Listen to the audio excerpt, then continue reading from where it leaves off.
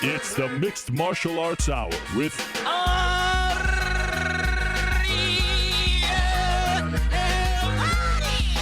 the Mixed Martial Arts Hour back in your life on this Monday, August 15th, 2016. Hello again, everyone. I'm Mario Helwani, back inside our New York City studio. Hope you had a great weekend. I sure did. It was a scorcher here in the tri-state area, and perhaps that best describes the week that we are about to embark on, my friends. Wow, it is finally here. A fight that is not only just 5 months in the making. You can make a strong claim that this fight is years in the making.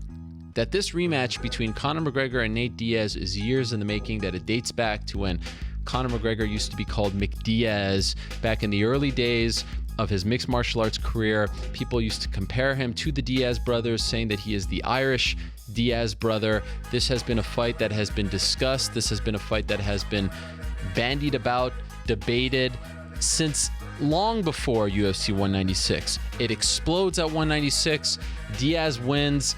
Conor throws us the curveball, asks to run it back. Same stakes, same stipulation. We thought it was going to happen at 200. It doesn't, and now it's finally happening in just 5 days' time. UFC 202 is upon us. Fight week is upon us. Going out to Las Vegas on Wednesday, and just like I did last summer, envisioning people from all corners of the world flying into Las Vegas. I don't know if they're going to sell it out. I don't know if they're going to draw the same gate. I don't know any of that stuff, but I do envision a lot of people firing up this podcast, getting ready to embark on what should be a very memorable week in Las Vegas, to watch Nate Diaz fight Conor McGregor. It is a solid card, but make no mistake about it, that's what everyone is looking forward to. And I think that the week off that we just experienced, no fights, no major news, was pretty damn good for all of us. Gives you a chance to miss things a little bit, recharge the batteries. I thought the UFC put out a very good Bad Blood episode. And what was good about it was honest. It wasn't just training, talk smack. It told the story of these two guys, dating back to really, I don't know. I mean, even before the Go Big press conference, when Conor was talking smack to all those guys. It told a nice story of how he got to this point, including the retirement, including the 200 debacle. And I also feel that it is really good to experience this fight once and for all, this rematch, finally full training camp, because it does in some ways mean like we can finally put 200 to bed, right? This fight is still somewhat tied to 200. It will always be compared to 200, even when we get the pay-per-view numbers. I feel like once this finally happens, Conor could go on his way. I know he's talking trilogy. Nate could go on his way. I'm sure he'd be open to the trilogy as well, win or lose. And really, we could just kind of move on from 200 and start thinking about other things. Don't get me wrong. I am excited. I am pumped. I can't wait to see what unfolds over the next 5 days or so. But I do feel that way as well. And when I was trying to think of this show and putting together this lineup, and putting together the best show possible, I felt, okay, I need to obviously pay a lot of attention to this fight and the periphery characters. I feel like one of the most interesting parts of this fight and of this rivalry is this narrative that was born at that first press conference in LA the day after the fight was officially announced, pre-196, when they were both talking smack about their training partners. And the UFC did such a smart thing.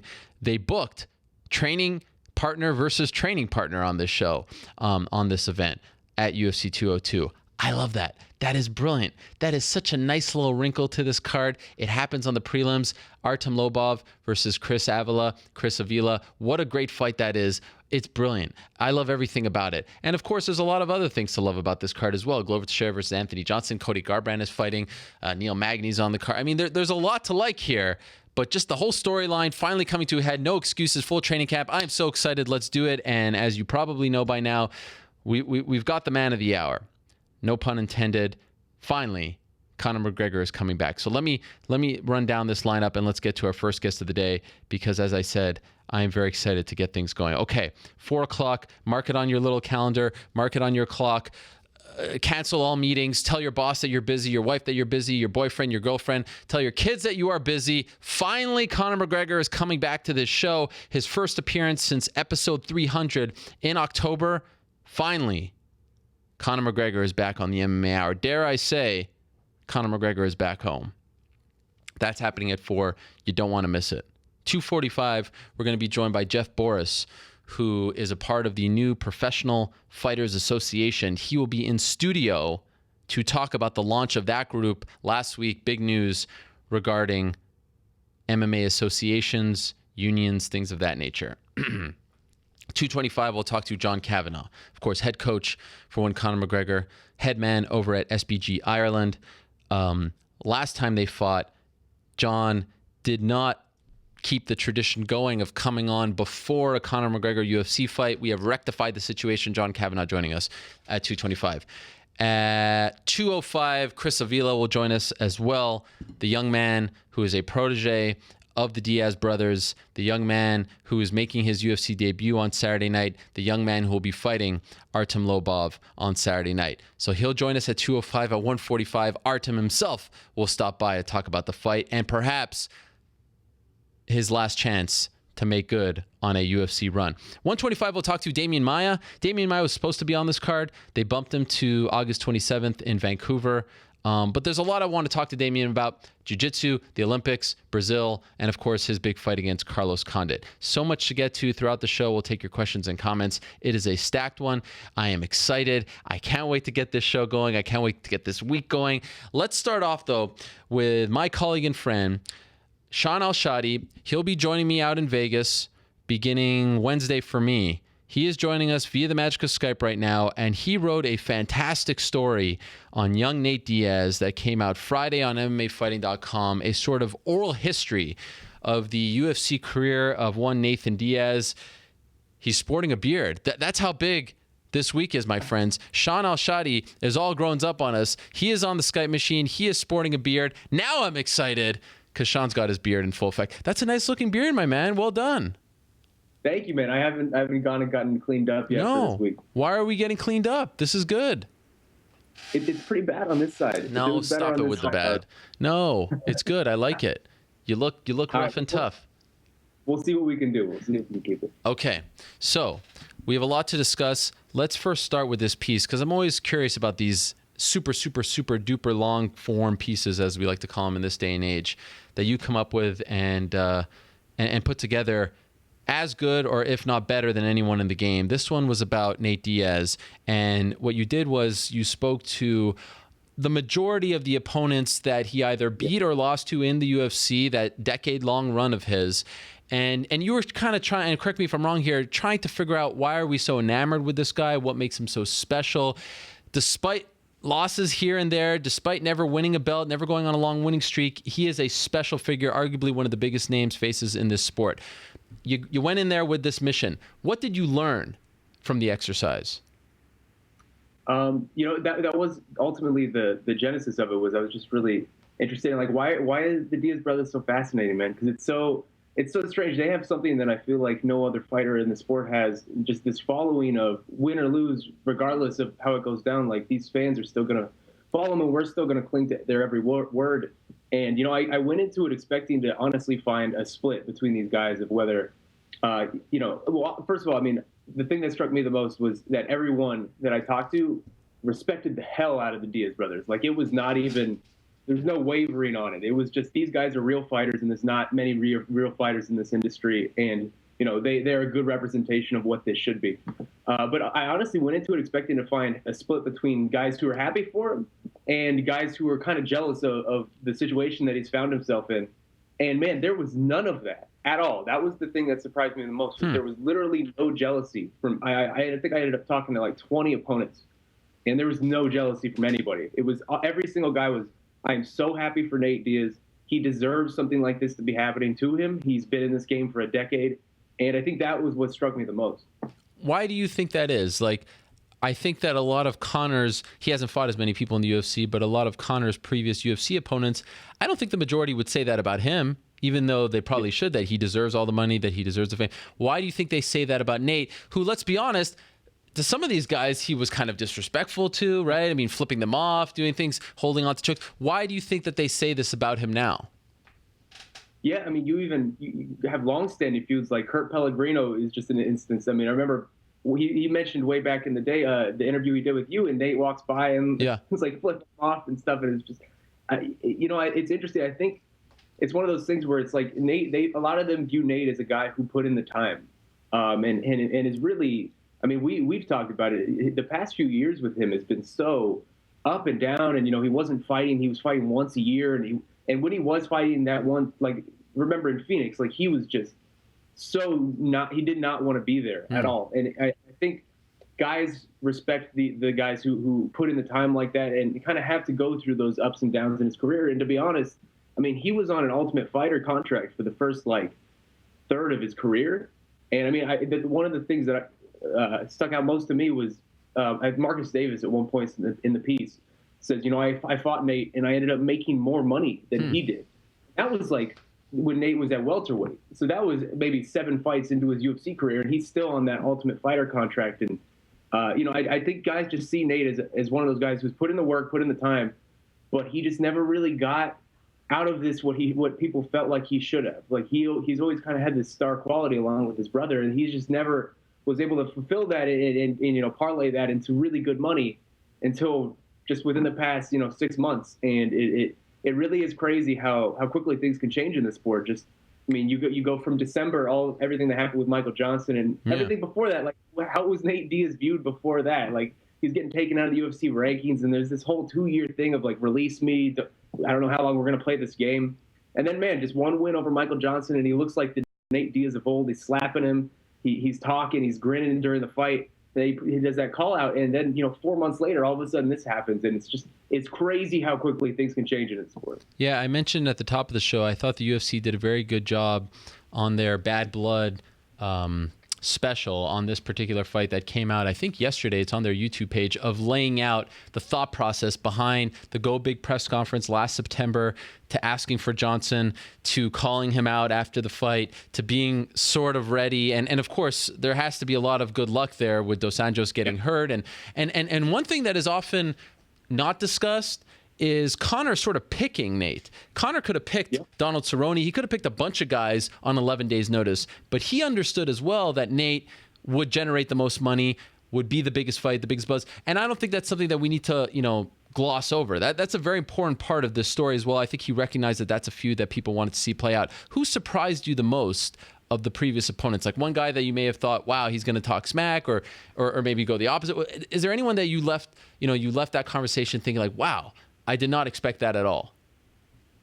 To be honest, not really, because once I started, and the first guys I talked to, I think Jim Miller and Joe Stevenson and maybe Manning Gabirian were the first 3. Okay. And so those were guys who've been in this for a long time, along with Nate, basically the entire decade. And they were so respectful of it and respectful of him in the process that he's been through, and happy for him, that I realized very quickly that I think this is going to kind of be the tone that all of these guys set. But to be honest, man, the thing that surprised me most was how many guys spoke very candidly about how Nate Diaz broke them, basically. And it's like, I don't feel like guys don't really talk about that openly, and just, talking about their fight, and just Nate Diaz worked me down so hard to where I just mentally broke. That surprised me the most, to be honest, because I just feel like that's such a personal thing to admit, especially in retrospect, and they must hold him in very high regard if they're willing to admit that about him. For those that are interested in this sort of thing, how long does it take to put together a piece like that? How many words was it? Do you have any idea?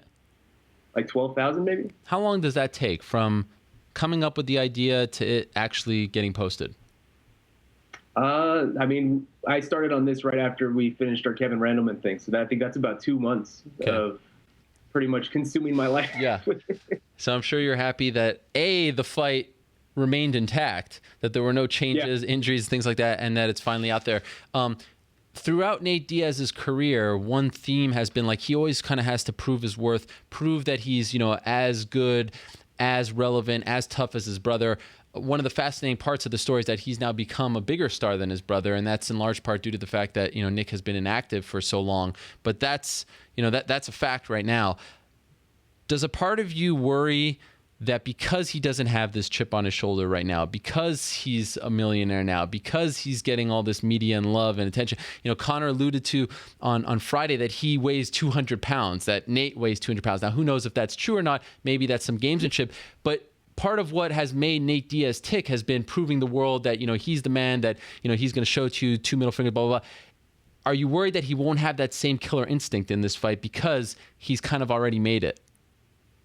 I absolutely am not worried in that. I feel like the Diaz brothers killer instinct is not something that they lose with that. And I think also, people talk about Nate and people have criticized him over the years, but you look at what he and Nick have done, and you look at the way that they've talked and the way they just generally view the game and the way that they articulate about it. I mean, it may not be the most articulate way, but ultimately the point that they're always trying to get around it is these are guys who really understand the fight game at a level that I feel like few guys do. Conor definitely understands it at that level, but very few other guys do. Just the level, the angles, and just the nuances of the promotional side and what we do really want to see. And you even saw it in that embedded where Nate's talking about Tyron Woodley and GSP. Guys, no one wants to see a fight set up with a 10. And he's 100% right, man. Like, that's just not so I mean, no matter how much criticism the Diaz brothers get, they really do. They're smart guys when it comes to understanding this fight game. I was literally just going to follow that up with that example. When he talks about the fight game, when his brother talks about the fight game and sort of blurts it out like that and simplifies it, you're like, yeah, of course. He's 100% right.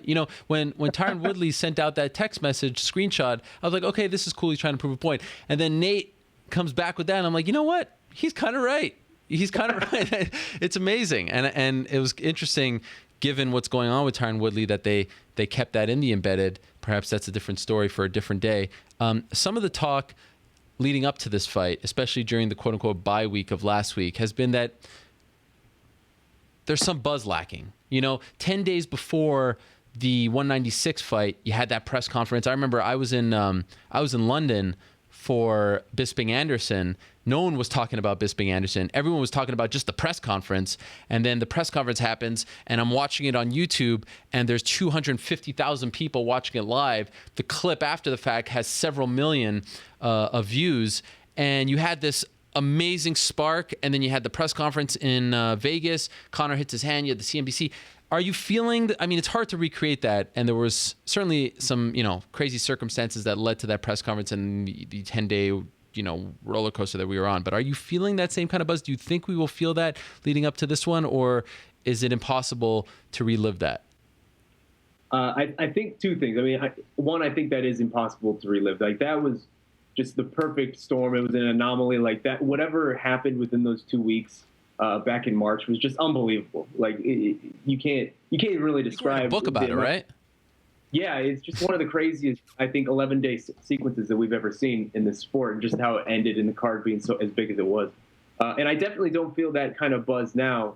And I was talking to Chuck about it, and it's just, I wonder why. And I think part of it maybe is the reason that we've had a little bit of exhaustion. Like, how many fights have we had over the past 7 weeks? It's been a lot. It's been nonstop, and I wonder if there's a little bit of exhaustion from that. And also, it seems like this hasn't really been promoted that much yet. And I think I was thinking about it, and the big reason to me maybe is that we just haven't had like a classic press conference like that where they're able to go back and forth, because that is the dynamic with these guys that's so interesting, is watching them kind of just do their banter back and forth. And we haven't had a chance to do that at all. The only other time where we had it, where they tried to do that, was during UFC 200 week, where they had that press conference where no one in the arena could hear, and Nate Diaz couldn't hear, and Conor could kind of hear, but Nate kind of shut down really quickly. And I wonder if, once we get to Vegas this week, they're going to have a press conference almost immediately. And I wonder if that will kind of reboot this back up. And also, I think, you look at guys like Conor and Nate, like we just were talking about, they are so smart when it comes to the fight game. I think both of them know, this is the week where we kind of got to turn it on and play it up and turn on that promotional side. So I wonder if that's kind of what we'll see. Yeah, we keep talking about that Go Big press conference of now 11 months ago. Like, that's the perfect example of when everything clicks at a press conference. You could talk about that thing for years. The one at 200 last month, was a debacle because no one could hear anything, and you need them, most importantly, to hear each other so that they could play off each other. So that one gets wiped off. Hopefully this one on Wednesday, and it's interesting, it's the very first thing of all the media stuff this week. Like, they need that press conference to be magical, something to happen, not physical, but just an interaction, some lines, some quips to get people excited again.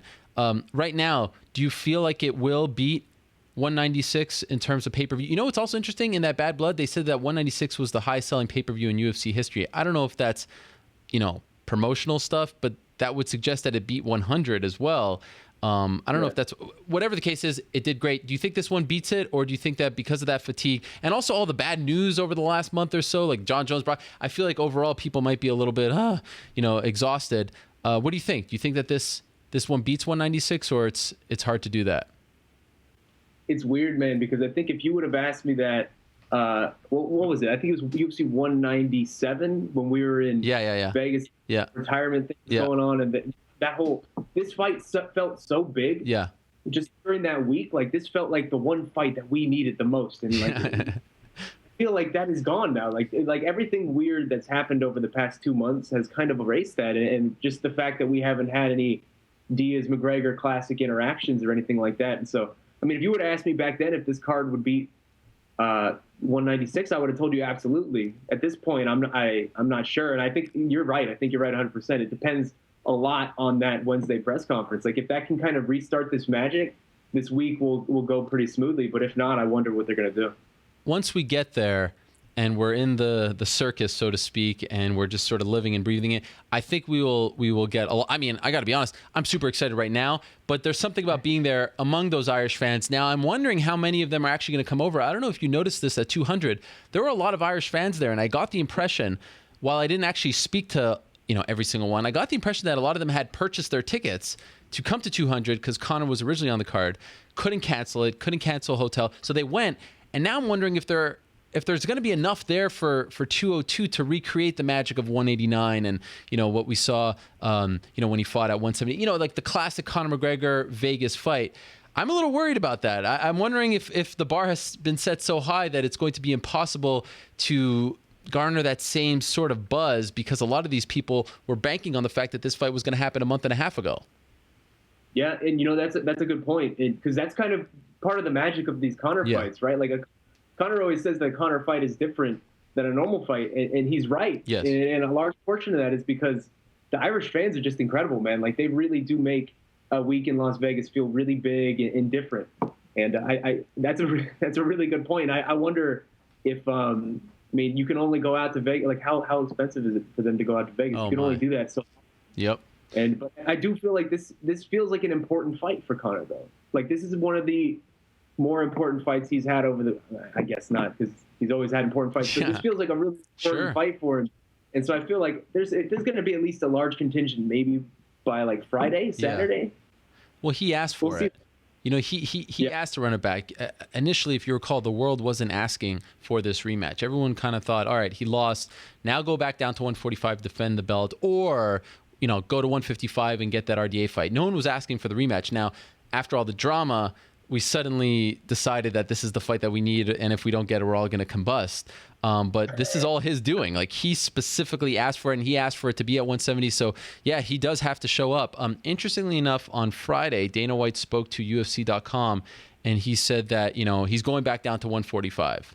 And I thought the timing of that was interesting. Here he is fighting at 170, and everyone wants to see him, defend the belt eventually because he is the champion. Do you think Conor's next fight, win or lose, is 145? I mean, he's talking trilogy, of course, thinking that he's going to win. What do you think? Look into the crystal ball before we embark on this week. Conor's next fight, is it at 145 for the belt, or does he figure something else out, fight at 155, whatever? Man, that's weird. It is weird. It's really weird because you back at 200, they had that press conference, and Conor was asked what's next, and he said, I'm going to go back to 45, defend my belt, and then we can go back up and we can do whatever we want. And you ask him, and I think he was asked that recently on the conference call, and he was very non-committal about 145. So it seems like, it seems like they're waiting, to be honest, for the outcome of this. If he loses to Nate Diaz a second time back-to-back, I don't see what other recourse he has other than to go back to the place he has champion and really start to build up whatever aura has been shattered. But, I mean, if he beats Nate Diaz, it's be honest, man, like the world is his oyster. He could fight Eddie Alvarez. He could fight GSP. He could go back down to 155, GSP. Like there are so many different open money fights for him that guys would jump to take if he wins this fight. So it's strange. It's such a weird scenario, man. Yeah, it is true. Okay, what do you do with Nate Diaz if he wins this fight? Does he get a title shot? I think. Would you be surprised if he ends up fighting Eddie Alvarez? No. I wouldn't be surprised. They have a history. Yeah. You know, they have a history. Yeah. We did an interview with Nate in Mexico after Eddie Alvarez beat Gilbert Melendez, and Nate's talking all kinds of smack about him, and they had a bit of a run-in. I still feel like they'll go with Khabib. Khabib is a big star, especially here, you know, in New York, all the Russian fans. But again, it's interesting. Both guys, you win the fight, the world is your oyster. You can have fights from 170 to 155 for Conor, 170 to 145. It's really remarkable. In no other fight that I can think of are there that many options laid out for the winner. If you lose, you kind of just have one option, go back to where you came from. But if you win, you're the shot caller again, which I think is fascinating. This is one of the most bizarre fights that we've ever seen in terms of stakes, man. Because especially like fights without a belt. Like I can't remember a fight without a belt on the line that has this many stakes in play for the guys involved. Just like you said, with options. Yep. They really, the way that him and Conor have come together and really kind of changed the way that fighters think is very interesting to me. Because I mean, you see even now with Tyron and just all these guys calling for money fights, and that's not something that's happening. Eddie Alvarez is doing the same thing. It's just that's not something that was happening a year ago. Great point. Typically, you'll be out there, I'll be out there. We do our little thing. I ask you for your prediction on Friday. Let me just ask you this. Do you know right now who you're picking? I have a good idea. I'm about 80% of the way there. Wow. Can you give us a hint? 209. Oh. But I don't know. Okay, but I don't know though. But you just said 80%, so you're feeling pretty confident. I'm feeling confident about it, but you could never know what can change on fight week. Yeah, you're going to see them up close, get a feel for everything. All right, we'll see. I'll see you out there in Vegas, my man. I'm looking forward to it. One thing we know for sure, it's going to be fun. It's going to be memorable. Yes, it always is. Great stuff with that piece. Really, really great stuff. Keep up the great work. I'll see you out there in Vegas. Thank you, Shaun. Sounds good, brother. Thank you. All right, there he is, Shaun Al-Shatti of MMAfighting.com. If you have not read that piece, it is on our front page right now. I do suggest you check it out. Okay, let us move along. As I said at the top of the show, one man who was supposed to be on this card was Demian Maia. It was supposed to be Demian Maia versus Carlos Condit, but they ended up moving it to August 27th, just a week later in Vancouver, British Columbia. It will main event UFC on Fox 21. 5-round welterweight fight, a very important fight. You can make a case that the number one contender will come out of it. Of course, we're wondering what's happening with Wonder Boy, but no doubt about it, a supremely important fight, and Demian Maia is joining us on the phone right now. Demian, are you there? Hey, yeah, I'm here. How are you doing? I'm doing great. How are you? Good. I'm good. Okay, a lot to talk to you about, Demian. First, let me ask you, because UFC 202 was such a big card, you were originally on that card, were you disappointed when they moved you off it? I was when Joe called Eduardo, my manager. Eduardo, I was training. Actually, I was in New York training at Marcelo's Garcia Academy. Before, just when the training finished, I was going to the shower. Eduardo came to me and said, "Look, Joe just called me and said to call him, as soon as possible." And, I was afraid that the fight was off. That would be really, sad for me. But then, they just moved to 1 week later. I think it's just different, I think, I got some feedback from the fans that, they bought the ticket for Las Vegas and they want to see my fight and Carlos' fight, and they were kind of disappointed. But, for me, there's the bad thing is that I would love to be in that card because it's great, 202, but at the same time, I'm in the main event right now, and, it's good to have a 5-round fight because if I want to fight for the title, it's a great way to prepare for that, and if I win this fight, I believe that I will fight for the title. So it's good to be in a 5-round fight in a main card, in a main fight. Do you feel like the fact that it went from 3 rounds to 5 rounds helps you out, is a factor in your favor as opposed to Carlos? No, I think it doesn't matter. I think, Carlos is actually, for me, I think it will be the same. I just changed my camp. And Carlos is a guy who fights well 5 rounds. And he's used with that. And he grows during the fight. So, can be better for him. For me, I think it doesn't matter. Carlos was on our show recently, maybe a couple of weeks ago, and we were talking about you and why maybe you haven't gotten a title shot yet, and just like your overall popularity in the UFC. And so I want to play you this quick clip of what he said about you, and then get your response. Is that okay?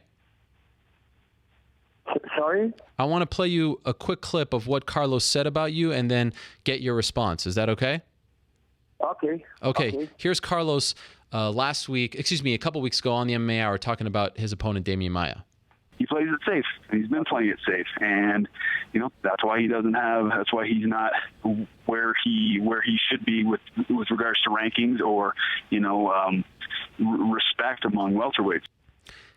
So he said you play it safe, and that's why maybe you don't get the respect that you deserve. What do you think of that statement? Yeah. I think, what happens is more than fight safe. My last fight, I made look easier, and, was just look easier because was not easier fights. All my last fights were, against very tough guys. But I think when you fight, I was able to put my game well. And when I put my game in, I am able to play my game well. Looks like, the fights become more, safe in a way that when the fight is more tight, it's more exciting for the public. And when you totally, you're dominating somebody and the guy has not too much chance, maybe, it's more like the public knows who is going to win.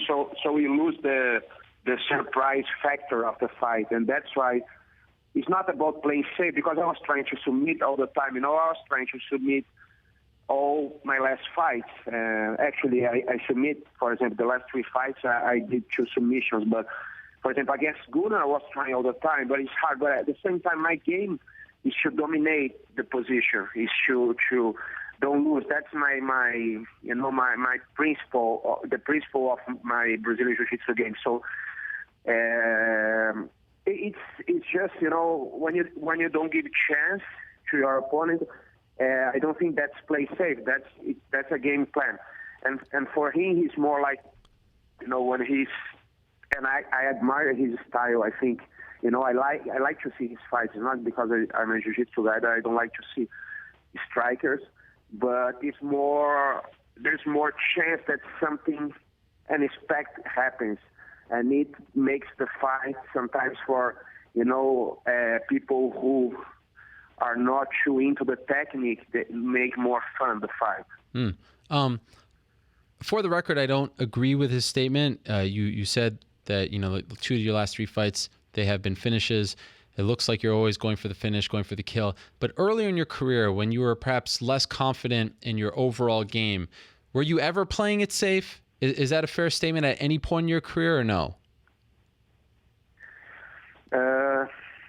No, I think it was the opposite. I think at first when I just started in the UFC, I was really afraid to get the fight stand up again. So when I took the guys down, I would try to go to the submission right away, because I knew I had when there was the break of the rounds, the fight would be stand up again, and I was afraid of that. And nowadays, I don't care. I know that I'm safe. I have a safe game stand up, and I'm able to put the guys down better than I used to do. So I just more patience to find the openings, and that's good. That's maybe I could get more submissions in the old style, but at the same time, if you lose the position, that position you spend too much energy.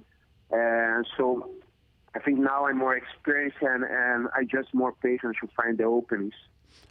Is this a guy that you have been thinking about? Like, is this the kind of fight that you've been looking forward to, that you've been wanting for a while, given his fun style? Yeah, I like I said, I respect him. I like his style. I watched his fight against Robbie. Ringside, I was there, and he's a former champion, interim champion. So if I want to fight for the title, I gotta fight, a guy like that. And it's a tough fight. He's very unpredictable. He kicks, he knees, he elbows, he punches, and he pushing the pace all the time. So it's a challenge for me. It's not. I know if I'm able to put my game like I put in the last fights, I will be able to control the fight. But he's always pushing. He's not gonna give up. The only way to stop the fight for me is to submit him. And I know it's not easy because he got a good jiu-jitsu. So this is the second or maybe the third time in the interview that you mentioned the title. Have you been told that if you win this fight, you are getting a title shot? Eduardo always talks to the guys in the UFC, but we don't have nothing really concrete right now. Nothing really said. But, I guess so. I hope so, at least. What do you make of the whole situation with Tyron Woodley saying that he doesn't want to fight Wonder Boy, that he wants to fight either Nick Diaz or GSP? Do you see where he's coming from, or do you feel like this isn't the right way a champion should sort of act after winning the belt for the first time? I think the champion, it always like that, it maybe it's changing, but always the only guy who couldn't choose his opponents was the champion. The other, they can try to ask for opponents and change and say what they prefer. But the champion, you're the champion. You defend your title. You're not gonna be. Should worry about who you're gonna fight. And I think you gotta be fair. You gotta be fair if you're a champion, and fight with the better ranked guys, because they deserve. And our sport is not just about make money. Our sport is about pride and honor, martial arts, and to fight the best. So you feel, just to be clear, that he should fight Wonder Boy next, right? I hope, for me, of course, if I would say who, I would say that if I win, I would, I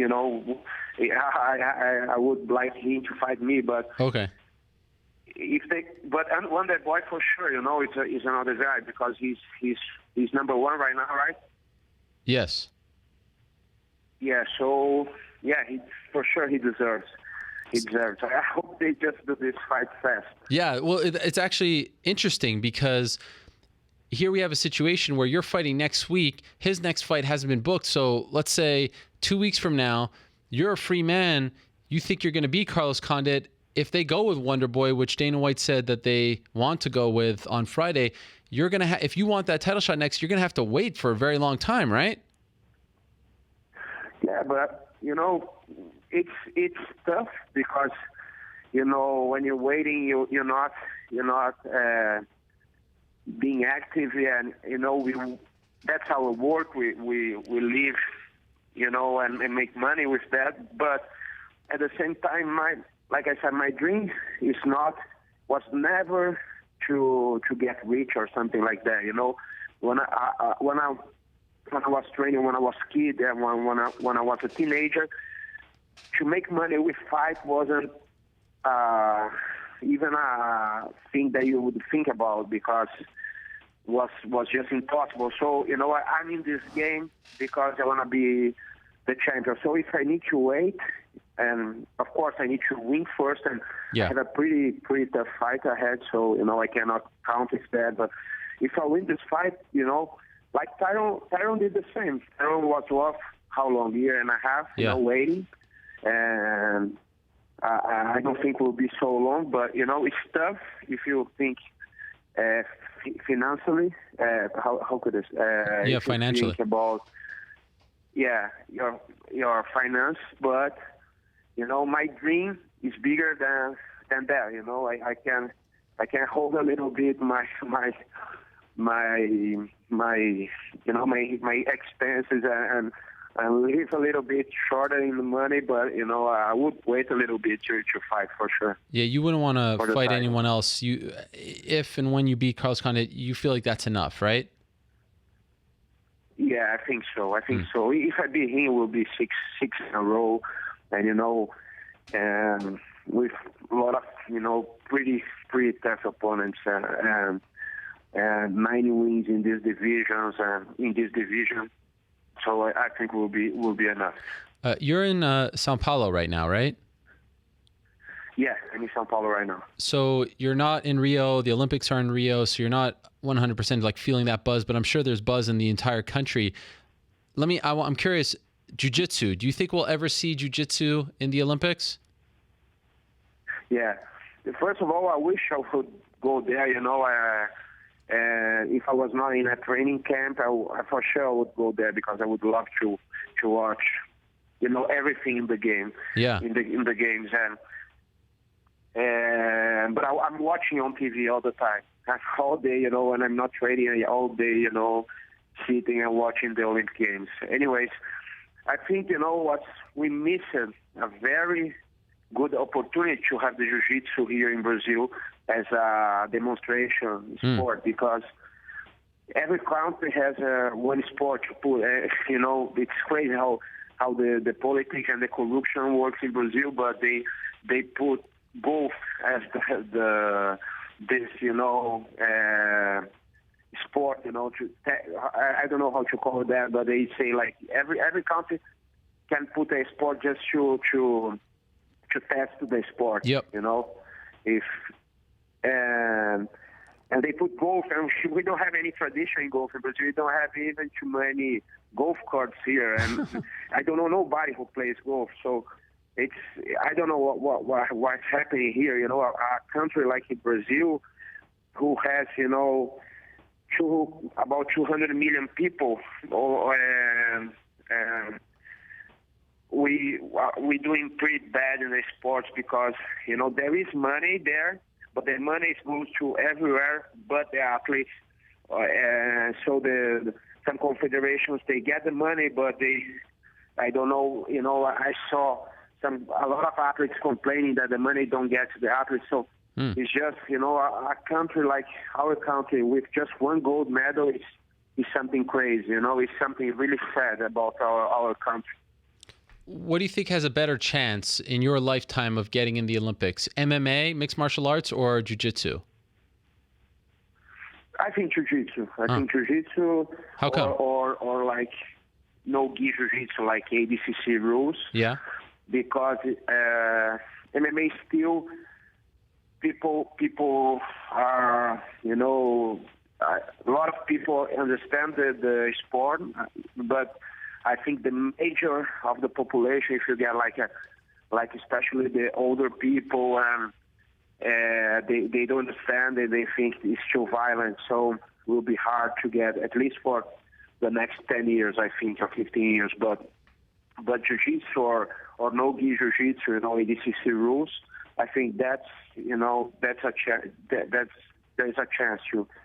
We saw some sports that's so. Nobody knows and nobody practices jiu-jitsu or no-gi. There's so many people around the world, and I think it eventually will be there. Which sport have you been enjoying watching the most? I like so many. I like to watch, all the like running and everything. I like to watch handball. Oh yeah. I like to watch volleyball. I like to watch judo, boxing, wrestling, almost everything. I've been watching Olympic weightlifting, everything. Wow. The only thing that I don't watch too much, and I'm Brazilian, so that's That's weird, but I don't watch soccer too much. Wow. Games. Why? Because you get enough of it? I don't care. I think, I respect much more the other athletes than the soccer players. Wow. I don't want to say that everybody's like that, but a lot of soccer players, at least in Brazil, they are very spoiled, and they some of them, they are not real athletes. They just they born with a talent and they work, and once they get there, they don't care. And I like to see like the guys who work hard and the guys who get there and give their blood, and I like to see those people, and you see in the other sports, not too much in soccer. It's a lot of fun? At least not in Brazil, I think. Fencing. You ever watch fencing? Sorry? Fencing, where they play with the sword and they're wearing the mask and everything. You know that sport, fencing? Yeah. I watch it a little bit. It's yeah, fun. It's interesting. It's fun. Oh, I can watch it all day. Okay, let me ask you this before we let you go. Of course, everyone's thinking this week about Conor McGregor versus Nate Diaz. Who's Demian Maia's pick? Who do you think wins the rematch? I think Diaz will win again. Oh, how? Any idea? Jiu-jitsu again? Taps him out? No, I think. Let me see. Yeah, maybe. If I would guess, I would say TKO. TKO. Early, late? Yeah. Early or late?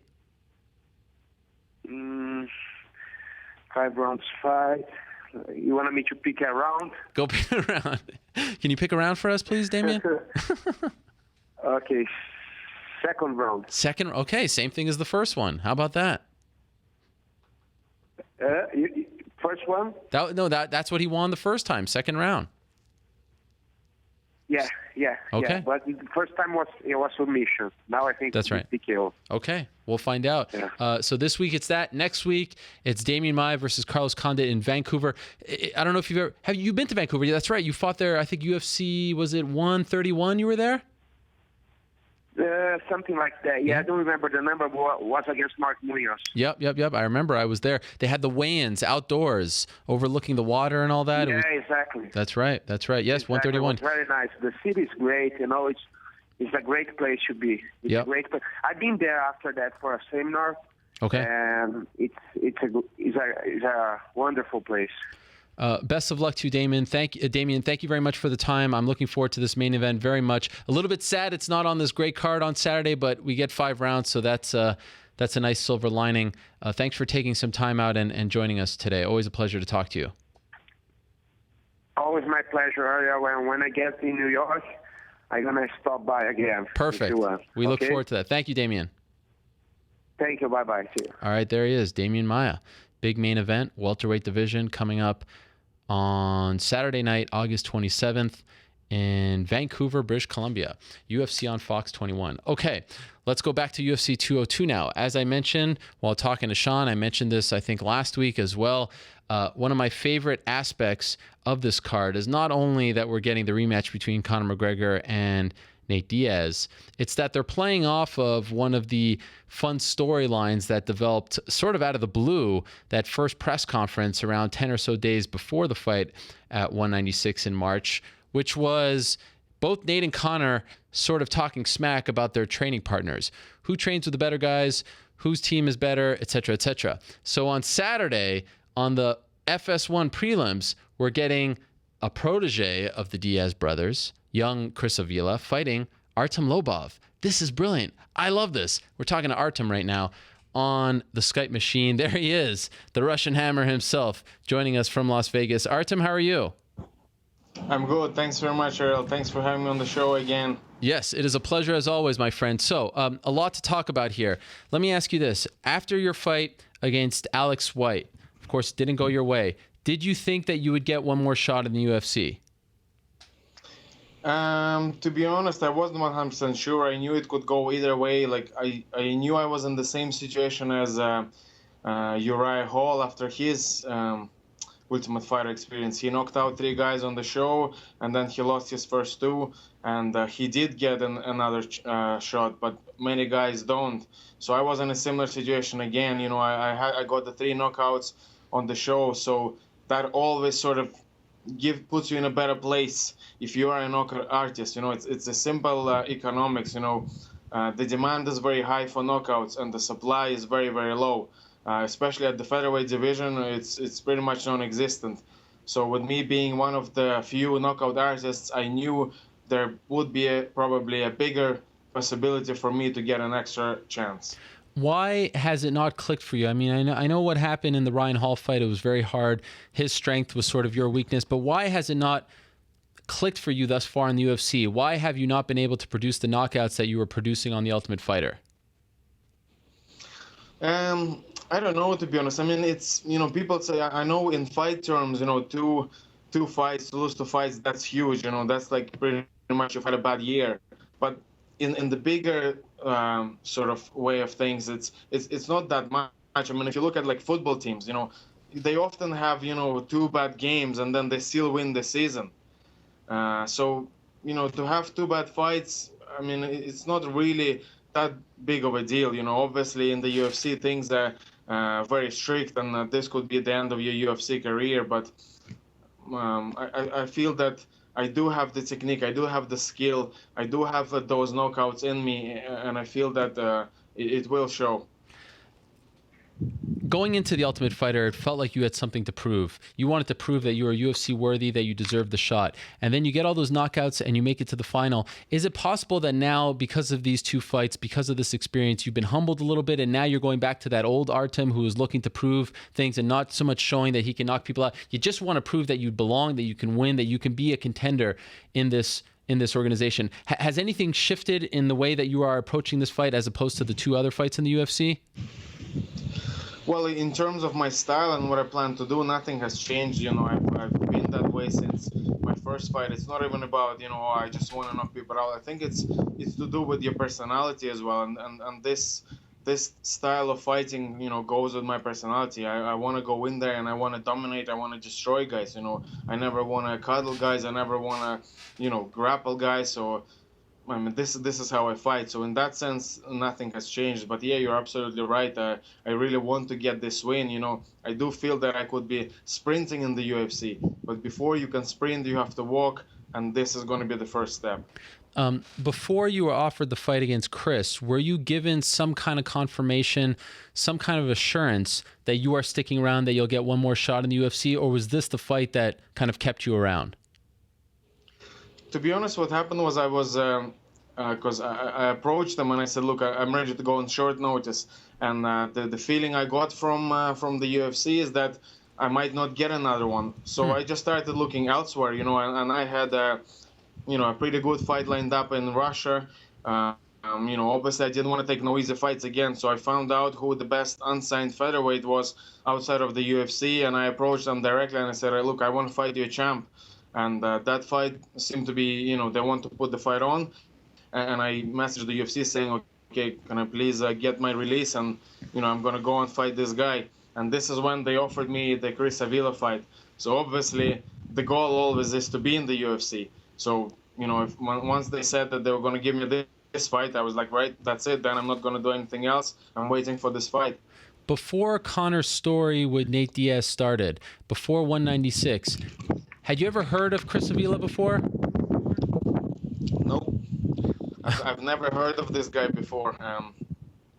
But, you know, having said that, obviously they know that this is a war. They know that this is going to be a big one. So if they have chosen him, you know, he must have skill. You know, he must be good. They must feel that he can beat me. So I'm not taking this lightly. What do you think of him now? Now that you've been preparing for him, thinking about him, is he on your level? Is he UFC caliber? He's never fought in the UFC before. So what do you make of him? Yeah, I mean, I can see by the way he fights, he's trying to be Nate. You know, he's trying to copy the style of the Diaz brothers, which is understandable. You know, they're the same team, but I have said this before. It's not a good style to copy. You know, people always talk about how good Nate's boxing is, but if you look at his fights, he lives most of his fights absolutely mangled. blood everywhere. His style relies on being a very, very tough guy. It's a great style to watch. I love watching his fights, but it's not a good style to copy, especially if you're going to face someone like me with the kind of power that I have. No one hits as hard as I hit in the featherweight division. So, I don't know. He wants to copy that style against me. He wants to try and be Nate. Best of luck to him. Is there anything that Chris does that really impresses you for young guys, or anything that you're kind of, wow, impressed by, or is it all just kind of, another opponent for you as far as his talent is concerned? Yeah, well, there's one thing always kind of amazes me about him and the whole team, like he's only 20 years old, but he's got a dad bod, yet his cardio is really good. I don't know how they do that. That must be the munches or something. They train hard, but their diet must be horrible. I mean, how is he so fat? I mean, how do they look so fat? I never understand that. How can you look so fat and have such good cardio? I mean, this is one of the things that always kind of amazed me. Maybe he's a dad. Maybe, I don't know. Maybe I know. You know how they are over there in 209.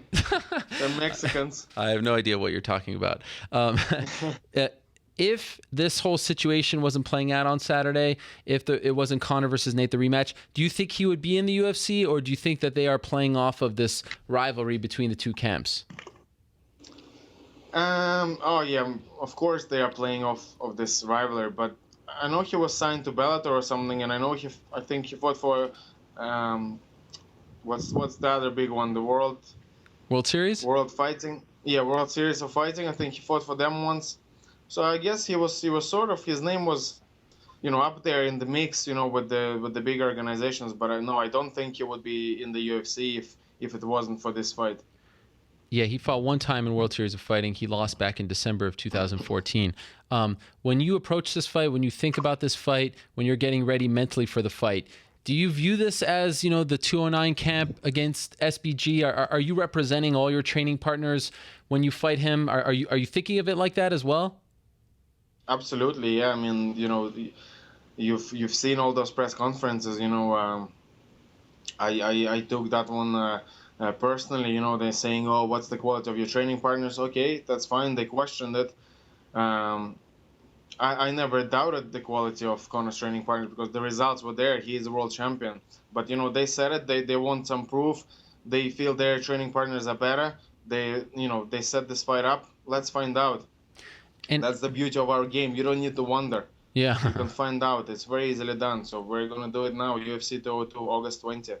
Do you also think about, just being honest, when I reported this fight, a lot of the comments were, oh, Artem's still in the UFC. He's only sticking around the UFC because he's Conor's boy. I'm sure you hear this all the time on social media. Does a part of you want to shut those people up as well? Do you think about that too? Of course, look, there's always many, many reasons, to win, and you never ever want to lose. So that would be one of the reasons also, absolutely. Yeah. Okay. You guys have been, for the most part, training for this event in Las Vegas. So kind of like 189, not like 194, not like 196, but you've gone back to the McMansion and all that stuff. Do you like that better, or would you prefer to be in Dublin and come out, a week or two before? Yeah, I think I like this better, to be honest. Why? You have to get used to the place where you're going to fight. Now it doesn't feel like travel. It doesn't feel like a new place anymore. This feels like just normal. You wake up, you eat, and you go train. And on fight day, you wake up, you eat, and you go fight. So I do like it this way. And also this camp has a lot more structure to it than any other camp we've ever done. I know exactly when I'm supposed to be eating, what I'm supposed to be eating. I know exactly when I'm supposed to be training, what I'm training, the exact times. I know exactly when I sleep. So it's been very good in that sense. Much easier to make weight. At the media day on Friday, Conor spoke about that, saying that the training camp starts at a specific time, it ends. Before, it was just kind of happening. There was no start, no end. You talked about the rest day, things like that. Was it ever like that for you guys, and you drifted away from it, maybe because he got bigger and there was so much going on? Or is this completely brand new for your team? it was a little bit like this back in the day, we had the structure and certain times of training, but it's never been as strict as it has been this time. I mean, this has been like very, very strict, exactly specific training, never change anything, the exact times, exact meals, exact sleep patterns. It's been very, very scientific. And you prefer that? Yeah, it was good. I've never done this before. This was my first time ever trying this way, and I've enjoyed it. I could see the shape that I'm in now, the best shape ever. It's been good. It's not been easy. It's been hard. It's been harder, but it's certainly the results speak for themselves. Conor has talked about also bringing in guys who are sort of the same build as Nate, who are lefties, specifically training for that kind of opponent. Have you done the same as well? Yeah, I've done the same. Conor flew in sparring partners for me also. Wow. Which would imitate Chris Avila's style. And this is something that I've never done in my life. Wow. I've always just sparred whoever was there. Whoever is there, if all the guys are good in SBG, so I never really paid attention to this. But this time, I specifically sparred the people that would kind of fight similar way to him. So this has been very, very good for me. I've never done this before, and yeah. It's interesting. Your nickname now is the Russian Hammer. Back in the day, you were the Prospect Killer. You could sort of label Chris Avila as a prospect. I kind of feel like for this fight, you need to go back to the old nickname. You know what I'm saying? Yeah. Yeah, I mean, I don't mind, that nickname, was good. I mean, those were good times, I didn't just give that nickname to myself, I've earned that, and I put fear into all those up-and-comers or, guys with padded record on the scene, they were terrified. Now that I'm gone kind of from the scene and I'm in the UFC, I can see them starting to talk again, but don't sleep on me, the prospect killer is always there, and if you talk too much, if you pad your record too much, I'm gonna come get you. Like the boogeyman. What's going on with the hair, by the way? Are we shaving the head now? What's happening? Yeah, that's it. I mean, I don't know which story do you want, the real story or the one I've been telling people? I want the real story. Okay, actually, give me both. I'm curious how the real story differs from the one you're telling people. Okay, well, the real story is that, it's summertime, I'm going to Vegas, it's warm, all the guys on the team, shave their heads, so I said, I'll do the same. But the real story is, a time has come in a man's life when the hair is thinning out a little bit, and it was time to get rid of it. So that's it? This is the new look right now? I think so, yeah. Okay, how do you feel about it? I don't know, we'll see. If I get the bonus, I might get the hair transplant. We'll see. Don't do it. You get a scar on the back of your head, it's a total mess. At some point, you're going to have to get rid of it. I'm only joking. I wouldn't do it anyway. Does Artem feel like this is do or die? Do you have to win this fight to remain in the UFC? Absolutely. I mean, in terms of remaining in the UFC, it's a must win for me. If I lost this one, even if they were offering me another chance, I wouldn't take it. Wow. Honestly, if really? I lost this fight and they said, okay, Artem, don't worry, we'll give you another shot, I'd be like, no, guys, I don't deserve this. I'm going to go somewhere else and, I'm going to fight my way back in. So definitely, this is do or die. Wow. Even if it's a close fight and you win like you lose a razor close decision, you're saying thanks, but no thanks. Absolutely, 100%. I always feel you have to earn things. You have to earn what you get, and the position I'm in, I feel that I've earned it.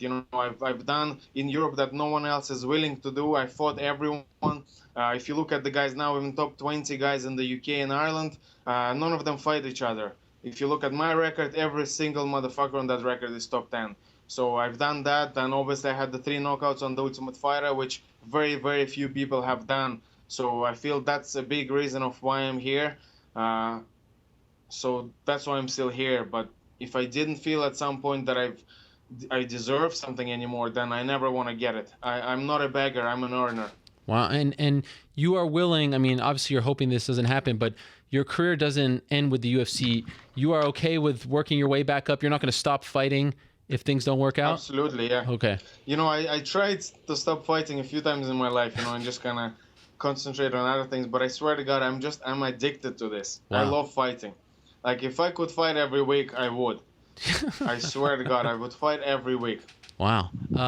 What about, and I probably could have cross-referenced this, when's the last time you and Conor were on the same card? Do you remember? The last time on the same card, I can't remember, to be honest. The one that does stick out to me, and the reason it does stick out to me is because we're in a similar situation now. Yeah. The time when Conor lost to Joe Duffy, Okay. I was on that card too, and I also lost my fight. Wow. So the two of us were the only two with the losses. The whole team fought on that card, and they all got the wins, and just me and Conor lost. And there's a picture of it, everyone is happy, and the two of us are all sad. And that was kind of a defining moment in both of our careers, because we came back from that. We came back stronger. Look where we are now. And I feel that we're in the same situation now, and we're going to come back from this stronger once again, prove everyone wrong, and destroy the competition and get back on top. Do you enjoy training for the fight with him, like to fight on the same card, or would you prefer, just being like, how do you like this situation where you guys can peak together? Yeah, I definitely do like this situation. Yeah, it's good, where you're sharing the same, card, you're training together, you share, thoughts, you share ideas. It's very good. What's your prediction? How does it go down? I think I'm stopping this guy. I'm going out to destroy him. I'm going to break his legs in the first round, and I'm going to break his face in the second. Now, do you mean literally break his legs, or are you talking about like sort of... Yes, literally break his legs and break his face. I've broken many faces in my time. If you don't believe me, on The Ultimate Fighter even, one of the guys, Jenkins, when I fought him, I broke his orbital. He didn't leave his room for days. This is the kind of power I have. I hit you, your face is broken. That's it. Damn. All right. Well, best of luck to you, Artem. I'm looking forward to it. It's going to be fun. Thank you very much. I love this. I love this story. I think it's great that you're on the card. I think it's great that you're getting this opportunity. I love the fact that you're fighting Chris. Can't wait for it. Appreciate the time over there. Thanks for taking out some time. We'll see you out there in Las Vegas. Thanks a million, Ariel. All right, there he is. The Russian Hammer, a.k.a. the prospect killer himself, Artem Lobov. Big fight for him Saturday, UFC 202 in Las Vegas against protege of one Nate and Nick Diaz, Chris Avila. Looking forward to that. That, by the way, is not on the pay-per-view. That is on the FS1 prelims. Okay, coming up next, we'll stick with the SBG theme. We're going to be joined by, I said at the top of the show, it has been a tradition throughout Conor McGregor's UFC run to have the brains behind the entire Conor McGregor movement, the team over in Ireland, SBG Ireland, the now, there it is, well-respected author, the coach, the Don, John Kavanagh himself. Prior to UFC 196, we couldn't make it happen due to travel reasons, but now we have corrected that, and he is joining us via the magic of Skype. There he is, the familiar face himself, John Kavanagh on the show. John, how are you? I'm very good, Ariel. Nice to be speaking to you. Yes. I was worried for a second. You were traveling back and forth, but here we are. The tradition is back. This is a sign of good things to come. I make mistakes, but I don't repeat them, so I wasn't going to skip again. Thank you very much for that. By the way, you were in Vegas for a while, and then you went back to Ireland. That's where you are right now. Why did you go back only to have to travel back to Las Vegas? Why did you do that? So traditionally, we have the SBG European training camp on the second weekend of August. We've done it for the last 10 or 11 years. And so it's been booked since January. And when 200 was announced, I thought it was perfect. Conor's big fight would be out of the way, and then August is kind of quiet. And then it got changed obviously to August 20th. And like I said, the SBG European training camp is always the second weekend. So I told Conor this was going to happen, and we've done 18 weeks together now, and for the last 2 weeks it was going to be a taper down anyway. So I just nipped home for a couple of days. I just had to finishing up the weekend training camp. I also had a small show I was promoting here, Winter Warrior, kind of a body, physical and mental transformation where guys got to fight. So it was all happening last Saturday night, the show, and then over the weekend was the training camp. So that's all done and dusted now. I'm in my office here now. Orla's across from me, and we're just packing up here, and we're getting ready to travel back to Vegas first thing in the morning. Back to the circus you go. How did Winter Warrior? I've been seeing it on your Instagram over the last few weeks, seeing all the young people training. How did it go on Saturday? It was absolutely phenomenal. Blew me away. wasn't too sure what to expect on the night, but my God, everybody really brought it. They all certainly no wimps were left. A bunch of warriors, and we had some really cracking contests. Considering the guys have been training only 5 months, some really good skills. But more than that was just the heart that they displayed, and I was so proud of everybody, and I'm looking forward to doing another season of it. All right.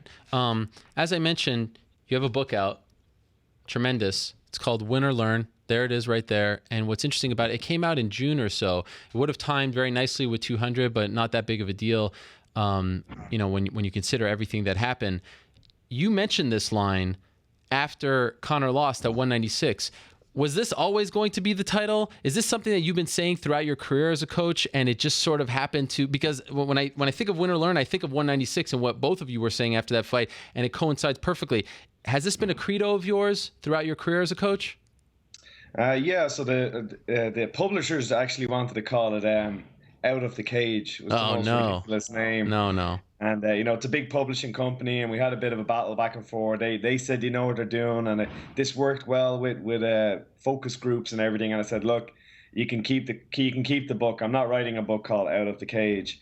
And then they asked what would I like to call it, and I Win or Learn has been a bit of a catchphrase that I've used my whole coaching career. From being in the gym, with jiu-jitsu, every time you roll, there's a loss, if you want to say. Someone gets tapped out, but that's a learning process. You actually can't get to a good level in jiu-jitsu without losing millions of times. So I guess with the book launching just after the most famous fighter out of SBG had a loss, and when people got to see how he dealt with it in the immediate aftermath, and now they'll get to see how he dealt with it in the months following it, and the sort of training we've done and the learning we've done from that stumble. We'll prove the book title is not just a catchy phrase. Yeah, so it's interesting because obviously you didn't win that night, but it seems like you guys have learned a lot, especially as a coach, because Conor and even Artem right before you just said things are completely different this time around. There's a structure to the training camp. They're training for specific opponents. This is very even like how they're eating, all that stuff. My question is, why weren't you guys doing this in the past? Why? I mean, it doesn't sound like you're reinventing the wheel here. So why have you completely changed things in this direction for this event? Well, that was specific to Conor's training camps. Like, each fighter has his own personality, and I'll model the training camp based around their personality. Some fighters, you can tell them what to do and set down a certain schedule. Some you can't.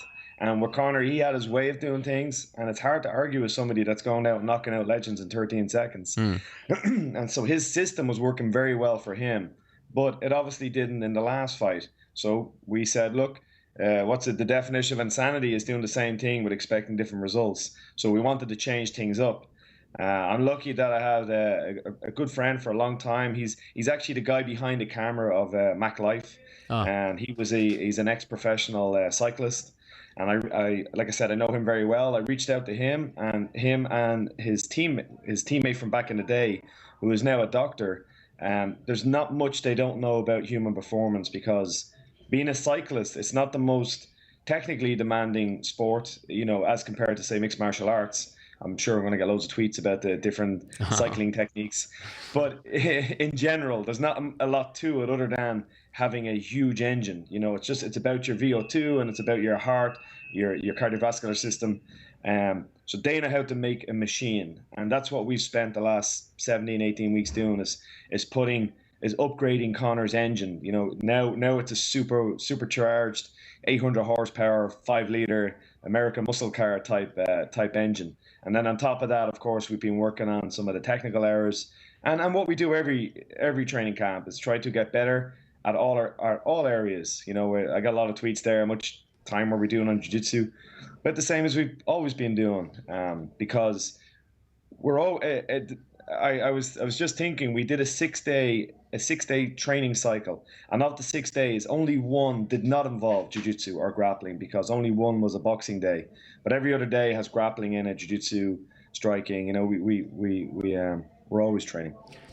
Obviously, we'll see how things play out on Saturday, but as far as Conor's career is concerned, are you going to stick to this type of format for his training camps from here on out? Do you like the results, Monday before the fight? Do you like how it's gone, or does it alter before every fight, every opponent? Yeah, so this is 100% the way forward from now. It would have always been my personal choice and approach. I'm kind of like that. I like structure. I like order. I like to know what I'm doing. Conor's more of a sort of a free-flowing, artistic type of personality. I know as well, I remember back in the day watching the Mayweather, how he trained, and sometimes he'd wake up at 2 a.m. and call a few guys and go for a run and then hit pads. But like I said, bringing in this performance specialist and explaining, your hormone levels at different times of the day. There's a reason why Olympic records are usually broken around about 3 p.m. in the day, as opposed to 2 in the morning. So a lot of simple things that were being overlooked, and I'll hold my hand up to that. I didn't come from sports science background. I came from an engineer, and I was always obsessed with the technique of martial art. But I'm learning about the weight cutting side of things. I'm learning about the performance side of things. But we've outsourced that. We subcontracted it. We brought in a specialist, and I've learned probably more in the last 18 weeks than I learned in the last 18 years of training. So not only does Conor benefit from that, I benefit from it, and the next wave of SBG fighters will all benefit from this. So I've said it before, but I'll say it again, that I truly believe that March 5th, that loss, in retrospect, in a few years' time, will be seen to be a turning point for the better, and probably the most positive thing that's happened to the team as a whole. Did you have a heart-to-heart with Conor at any point after that fight? Did you sit down, just you and him? It all started with just you and him. No entourage, no trainers, no nothing, no celebrity. Did you ever sit down with him after 196 and say, look, if we're going to do this again, if we're going to get this fight again, if we're going to show the world that we're the best, we need to change this, and that? Did that conversation ever happen between just you two? 100%. It happened the night of the loss. Oh wow! We were about 2 or 3 hours together on the night of the loss, just talking about it. In truth, with a few drinks in our hands in the corner of a nightclub. But that was the beginning of it, and then of course we did from then on. And I, like I said, I had this friend Colin Byrne, and I reached out to him, and I told Conor, this is something I believe we have to do. We have to change things up, and in fairness to him, he 100% embraced it. And I was kind of surprised that these guys were able to get him out of bed early in the morning and get him following this routine. But once he got into it, Conor has this mentality. He can be sometimes hard to get onto something, but when he's on it, he's obsessed about it. He's absolutely obsessive. Now he's even more about structure than I am. So it's been fantastic. You said, I believe it was in an article last week on the 42.ie, you do these sort of journals from time to time for them, especially revolving the big fights. You said that your reputation is at stake here in this fight. That's a lot of pressure to put on yourself. Do you truly believe that? Yes, I do. I think this has been not everybody would have had the opportunity to do what we've done, in that Conor, obviously because of his position in the UFC and his status, was able to get the rematch right away. Yeah. And we've had plenty of time to train for this. That's all I've really done since March 5th. This has been an obsession for both of us. And I truly believe we have all, kind of money was no object for the training camp. Time was no object for the training camp. I've got great coaches here in SBG that I could travel for as much as I wanted. They covered classes for me.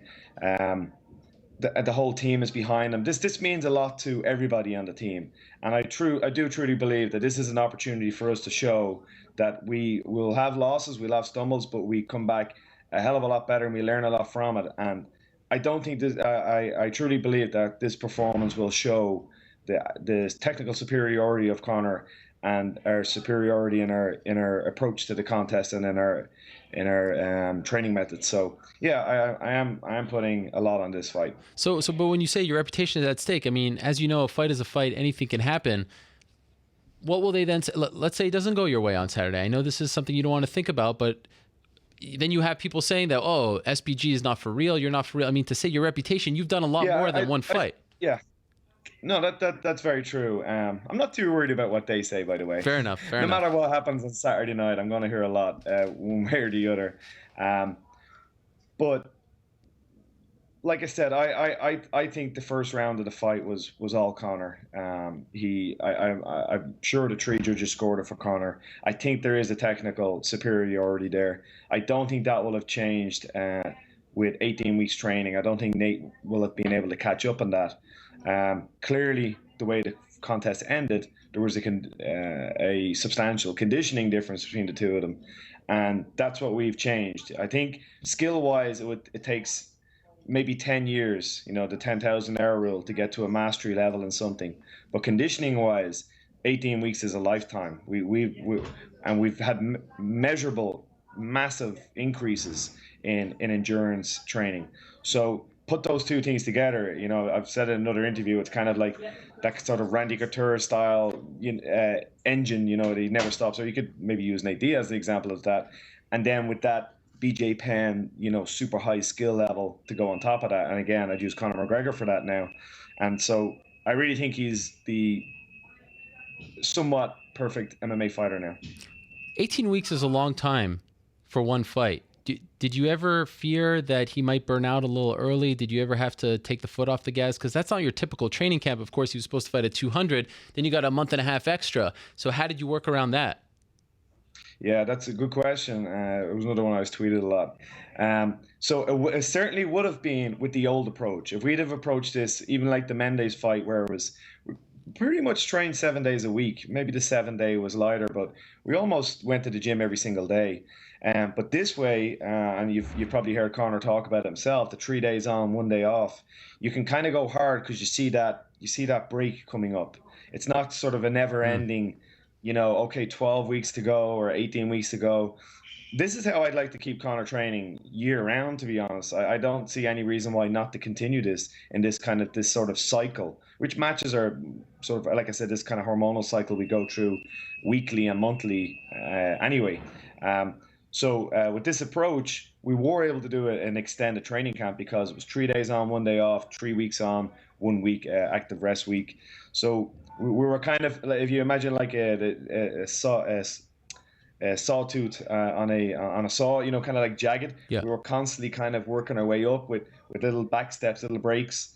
And now here we are, where it'll have been I think 20 weeks altogether by the time he steps in there. But speaking to him yesterday, the tapering down process has begun already, and the last cycle was particularly tough, and it was expected. The performance coach said to expect this, that by the end of it you're going to be weary and sore and tired and a bit kind of done. But that's the idea, because then we go into the 2-week tapering phase.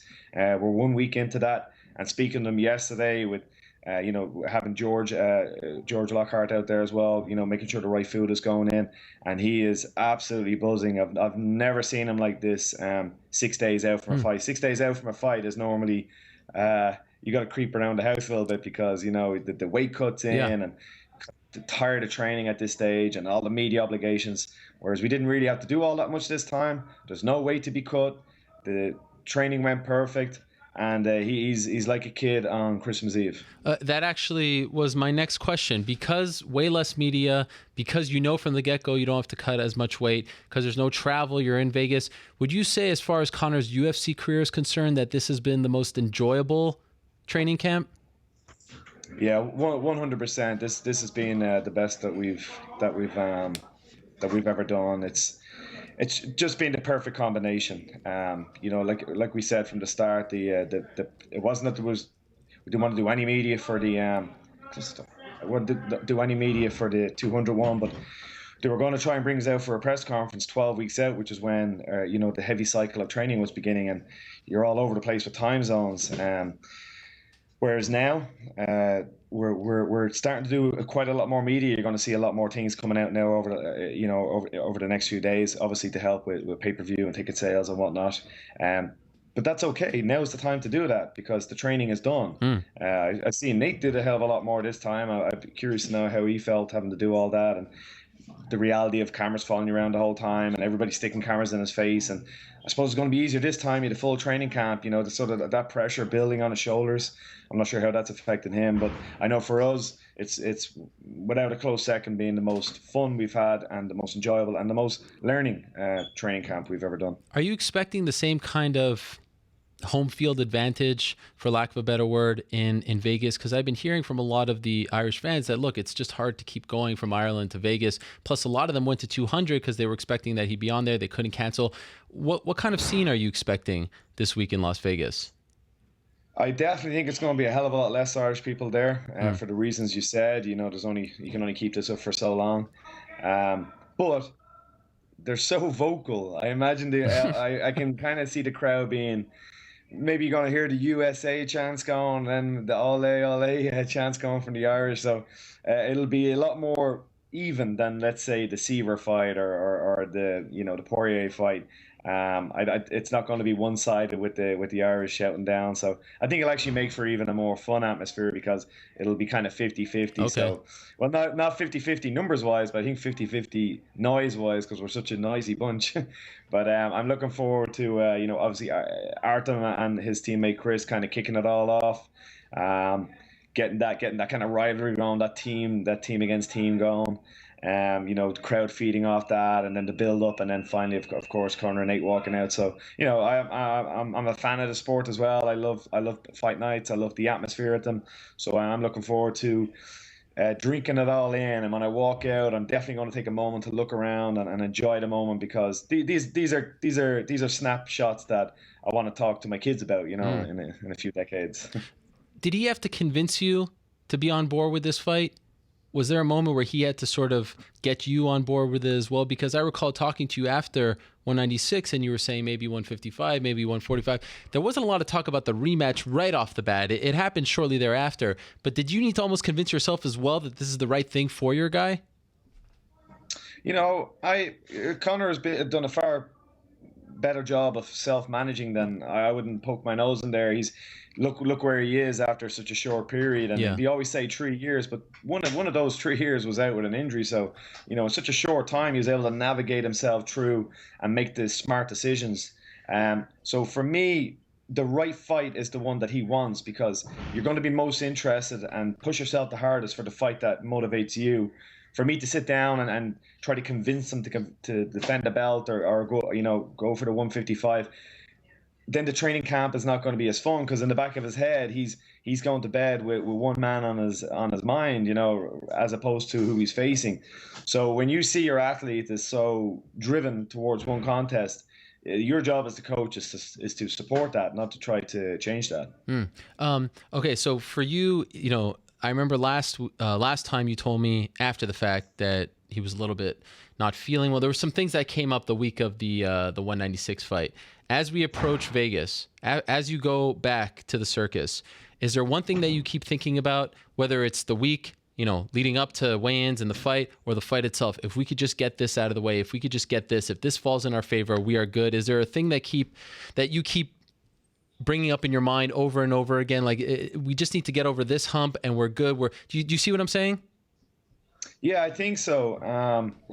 But that's something I try and do during the training camp. Okay. Like, I've always said that but by the time it comes to walk out, and even now I feel it in my stomach because you can't lie to yourself. If you're lying in bed at 2 a.m. and something is on your mind, and maybe you can convince even your wife or your best friend you're okay, but the little voice in the back of your head will scream and keep you awake. And I've definitely had that over the years, but I really feel nothing now because we did so much. We did everything that could possibly be done.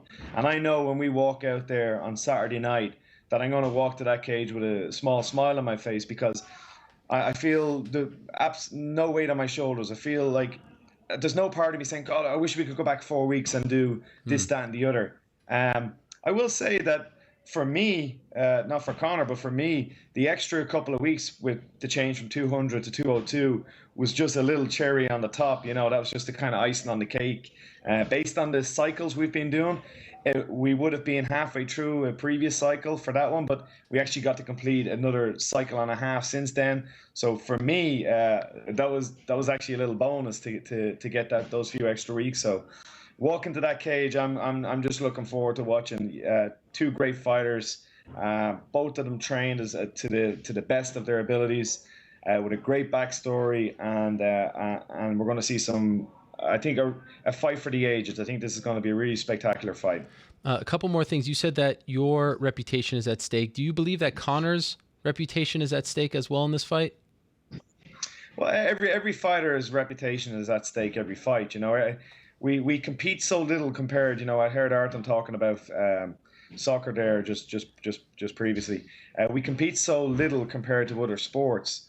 2 or 3 times a year. There's always such a build up for every fight, and every fight you're going to be remembered on your last performance. So of course, Conor, he chased this fight, which if I'm not part of the camp, I'm just looking at it, I'm going, wow, he went for probably the hardest fight he could go for.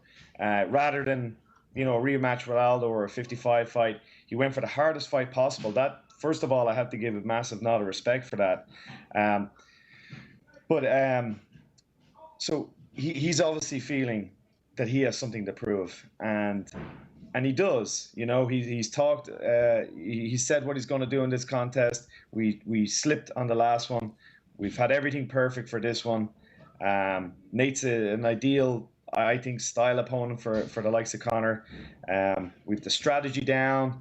I feel I could tell you kind of second by second what's going to happen in all the rounds. I've just done it so many times in my head. The plan is so strong in my head that I'd almost like to kind of record something and prove it's the day before and then show it the day after, because I really kind of feel I know how the fight's going to go round by round. Well, how about this? We have a show right here, and we could replay it next week. The floor is yours. How is it going to play out on Saturday? Give us the preview. I can't quite show my hand just yet. If I was the enemy, I would definitely be watching this interview. So we can't quite show the cards just yet. But like I said, as a team, every night, you might have seen some of the pictures. Conor's always goes a bit extravagant with the house at the Mac Mansion, and we have a beautiful cinema in the house. And every night we were finishing our days by watching tape. Either it was sparring or watching every fight Nate's done since he was 16. So that's just all we've done. So we're truly living for this. Okay, I won't ask you about the script, but what about the finish? Is there a finish that sticks out? Do you see a finish? Do you see a round? I know you've talked about the 4th round, I believe. Here we are 5 days before. Can we go on the record with the finish? Yeah, I mean, you've got to, Nate's only being stopped with strikes I believe once with that head kick. Yeah. It's, Conor, me and Conor sort of have a little mini bet going. He's saying 2, I'm saying 4. I guess we'll find out. But I just think Nate's number, if you were to have like those kind of baseball cards or cards where you list different skills, definitely his 10 is ability to take punishment. As Artem has said, that's kind of it's almost maybe a little bit of a dangerous trait to have, that they can just walk through shots. Very exciting style to watch. Personally, I'd be a little bit worried about my guy taking that amount of punishment every single fight. But he can take it. He seems to eat it up. So I find it hard to see a stoppage coming early because of that. So I think it's going to be cumulative damage by the 4th. It'll be called a TKO. That's what a TKO stoppage is, when it's just true to damage. So I think it's going to be round 4 TKO towards the end of the round. Last thing, and forgive me for asking this, but already, Dana White's talking last week about the next fight, 145 title. Do you guys already know what's next? Is it possible that he can go from 170 to 145 in his next fight, perhaps in just 3 months' time? Well, to answer that, the weight he's at now will be typical for the weight he would be 12 or 14 weeks out from a fight. So a lot is being made of that, but he was always around about 165, 168. That length of time out from a 145 fight. Okay. He's never missed weight. So could he do it? Yes, that's absolute given. What is going to be the next fight? Well, I seen your lineup, and apparently you have the man on himself, so I guess he'll give you a bit of feedback on that. I haven't actually sat down and have a conversation with Conor about this. I've seen him mention it in interviews, and I've given my opinion in interviews. Me and him will talk about it after this fight, because we're so engrossed in this fight. I don't want to take away from the attention of it, and I don't want to start talking to him and starting to live in the future about whether it's November in New York, and who is it, and this is our focus. Our focus is Saturday night. Nate Diaz, and that's what our life is about at the moment. And this is the biggest one of them all. Will we be speaking on Monday? If you will have me on, I will gladly come on. I don't like to break tradition, my friend. We did it right, and I talked about it at the beginning. That is part of the tradition. As you know, you held up your end of the bargain last time, which was supremely impressive. I just wanted to get it for the record. Can I just say one thing while I have the mic? I got a lot of messages from the Irish fans about the Fight Pass decision to remove main events. I personally wrote to Eric Winter. Correct. I'm sure I have his name right. Yep. I tweeted him and had a back and forward and pled the case.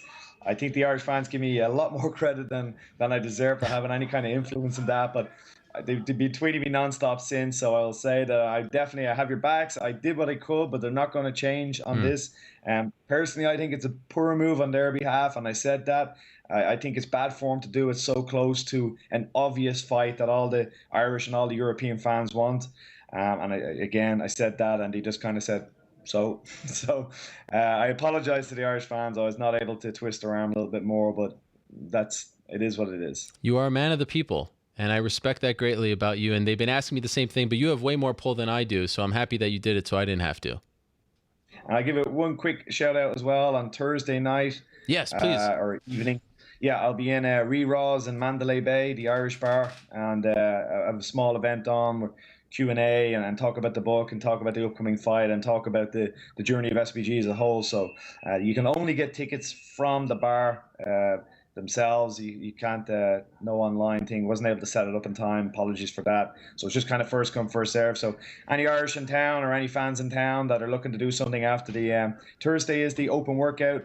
So we're going to go do the open workout and go straight from there to Re-Raws and have a bit of fun with the fans, have a bit of back and forth, a bit of chat. And then we're staying in the Red Rock the Thursday night for the weigh-ins Friday morning. A bit of a crack, if you will. A bit of crack, good man. and the book, where can people get it? Anywhere, right? Amazon, any website worldwide? Yeah, I get a lot of people tweeting me. Amazon seem to be out of it at the moment. Oh, wow. So, but on my Twitter account in my bio, there's a link there, free shipping worldwide.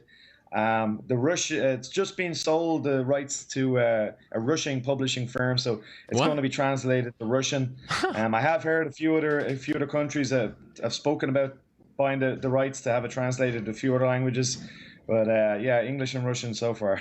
That is great. Who would have thought? It's just crazy. That is amazing. It's just crazy. Unbelievable. You're a good man. Thank you so much, John. I appreciate you taking out some time before your trip. What a pleasure it is to pick your brain before this mammoth fight. Best of luck to you and the team, and I look forward, as always, to seeing you out there in Las Vegas.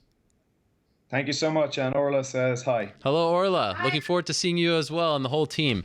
A pleasure. Thank you for keeping the tradition alive. We are back on track. Oops. Thank you, John Kavanagh. There he is, head coach for Conor McGregor, head coach over at SBG Ireland. What a pleasure to speak to him a mere 5 days before UFC 202. Okay, switching things up a little bit on the program. Apparently in classic Diaz fashion, young Chris Avila is missing in action, but that is okay because our in-studio guest is in the house. That is Jeff Borris of the Professional Fighters Association. That was launched late last week, Thursday morning to be exact, and it has raised a lot of questions, a lot of chatter, some criticism, a lot of people talking about what this group is, who they are, what they're aiming to do. So we're going to answer all those questions. We're going to reconfigure the studio here, set up the second mic. You know the drill by now. And we'll welcome in Jeff Borris, who, if you're a longtime sports fan, you have definitely heard of his name. Longtime sports agent for the likes of Barry Bonds, Bobby Bonilla, Ricky Henderson, a lot of big names, a lot of big stars from the world of professional baseball. So this is going to be a lot of fun. I'm looking forward to it very much. So we'll take a quick break. Speaking of Conor McGregor, he held a media day in Las Vegas last Friday. It was at his makeshift gym over there that you've no doubt heard a lot about. Held court for around 30 minutes. We'll play some of that as we reconfigure things. Welcome in Jeff Borris, and we'll be back in a minute right here on the MMA Hour. You handled yourself like a professional. You received a lot of praise for showing up to the press conference and handling yourself the way that you did. But talk about the few days after that, when things started to sink in, you were away from the media. What was the emotion like for the first couple of days after that loss?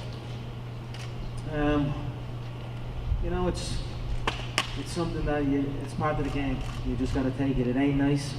You know, the highs are very, very high and the lows are low. But you suck it up, break it down into what went wrong, and correct the mistakes. This is the game we are in. It's a crazy business. Nobody makes it out of this game unscathed. All you got to do is look through the history books. So I look back at the contest and I enjoyed the contest. And that's it. I made my plans for revenge, and that's it. The weeks after that, you know, we kind of all wondered what was going to be next for you, and Dana would say Conor's obsessed with this rematch, man. He's obsessed with it. Do you think that's a fair characterization? And if so, why were you obsessed with having it at 170 pounds when, truthfully, neither one of you guys are welterweight, so why not change the terms a little? He's more than a welterweight now. He's about 200 pounds. He's been enjoying himself. But I couldn't make it at any other weight except the weight that I was defeated at. It would have raised questions. I feel it would have defeated the purpose of what this is about. I feel I was completely in control of the contest. I was slapping the head off him. Let's be real here. So that's it. I just wanted to keep it as is. Have my training camp and preparation for that frame, for that larger man, and that's it. I wanted no changes, so I got it. And we've heard a lot about the changes in your training camp and the way you're approaching it differently this time. Can you talk about how that was developed, the decisions that were made? Were these decisions you made, your coaches made? How was it developed? You know, nobody can compare to my rise and how this is all shaped about. Myself, my coach, my team, everyone involved in this, our life has changed so quick. So we were forced to kind of look at how we were preparing for these contests. You know, it got complacent. We'll show up anytime. We'll train whatever we feel like. We'll hit them and they fall.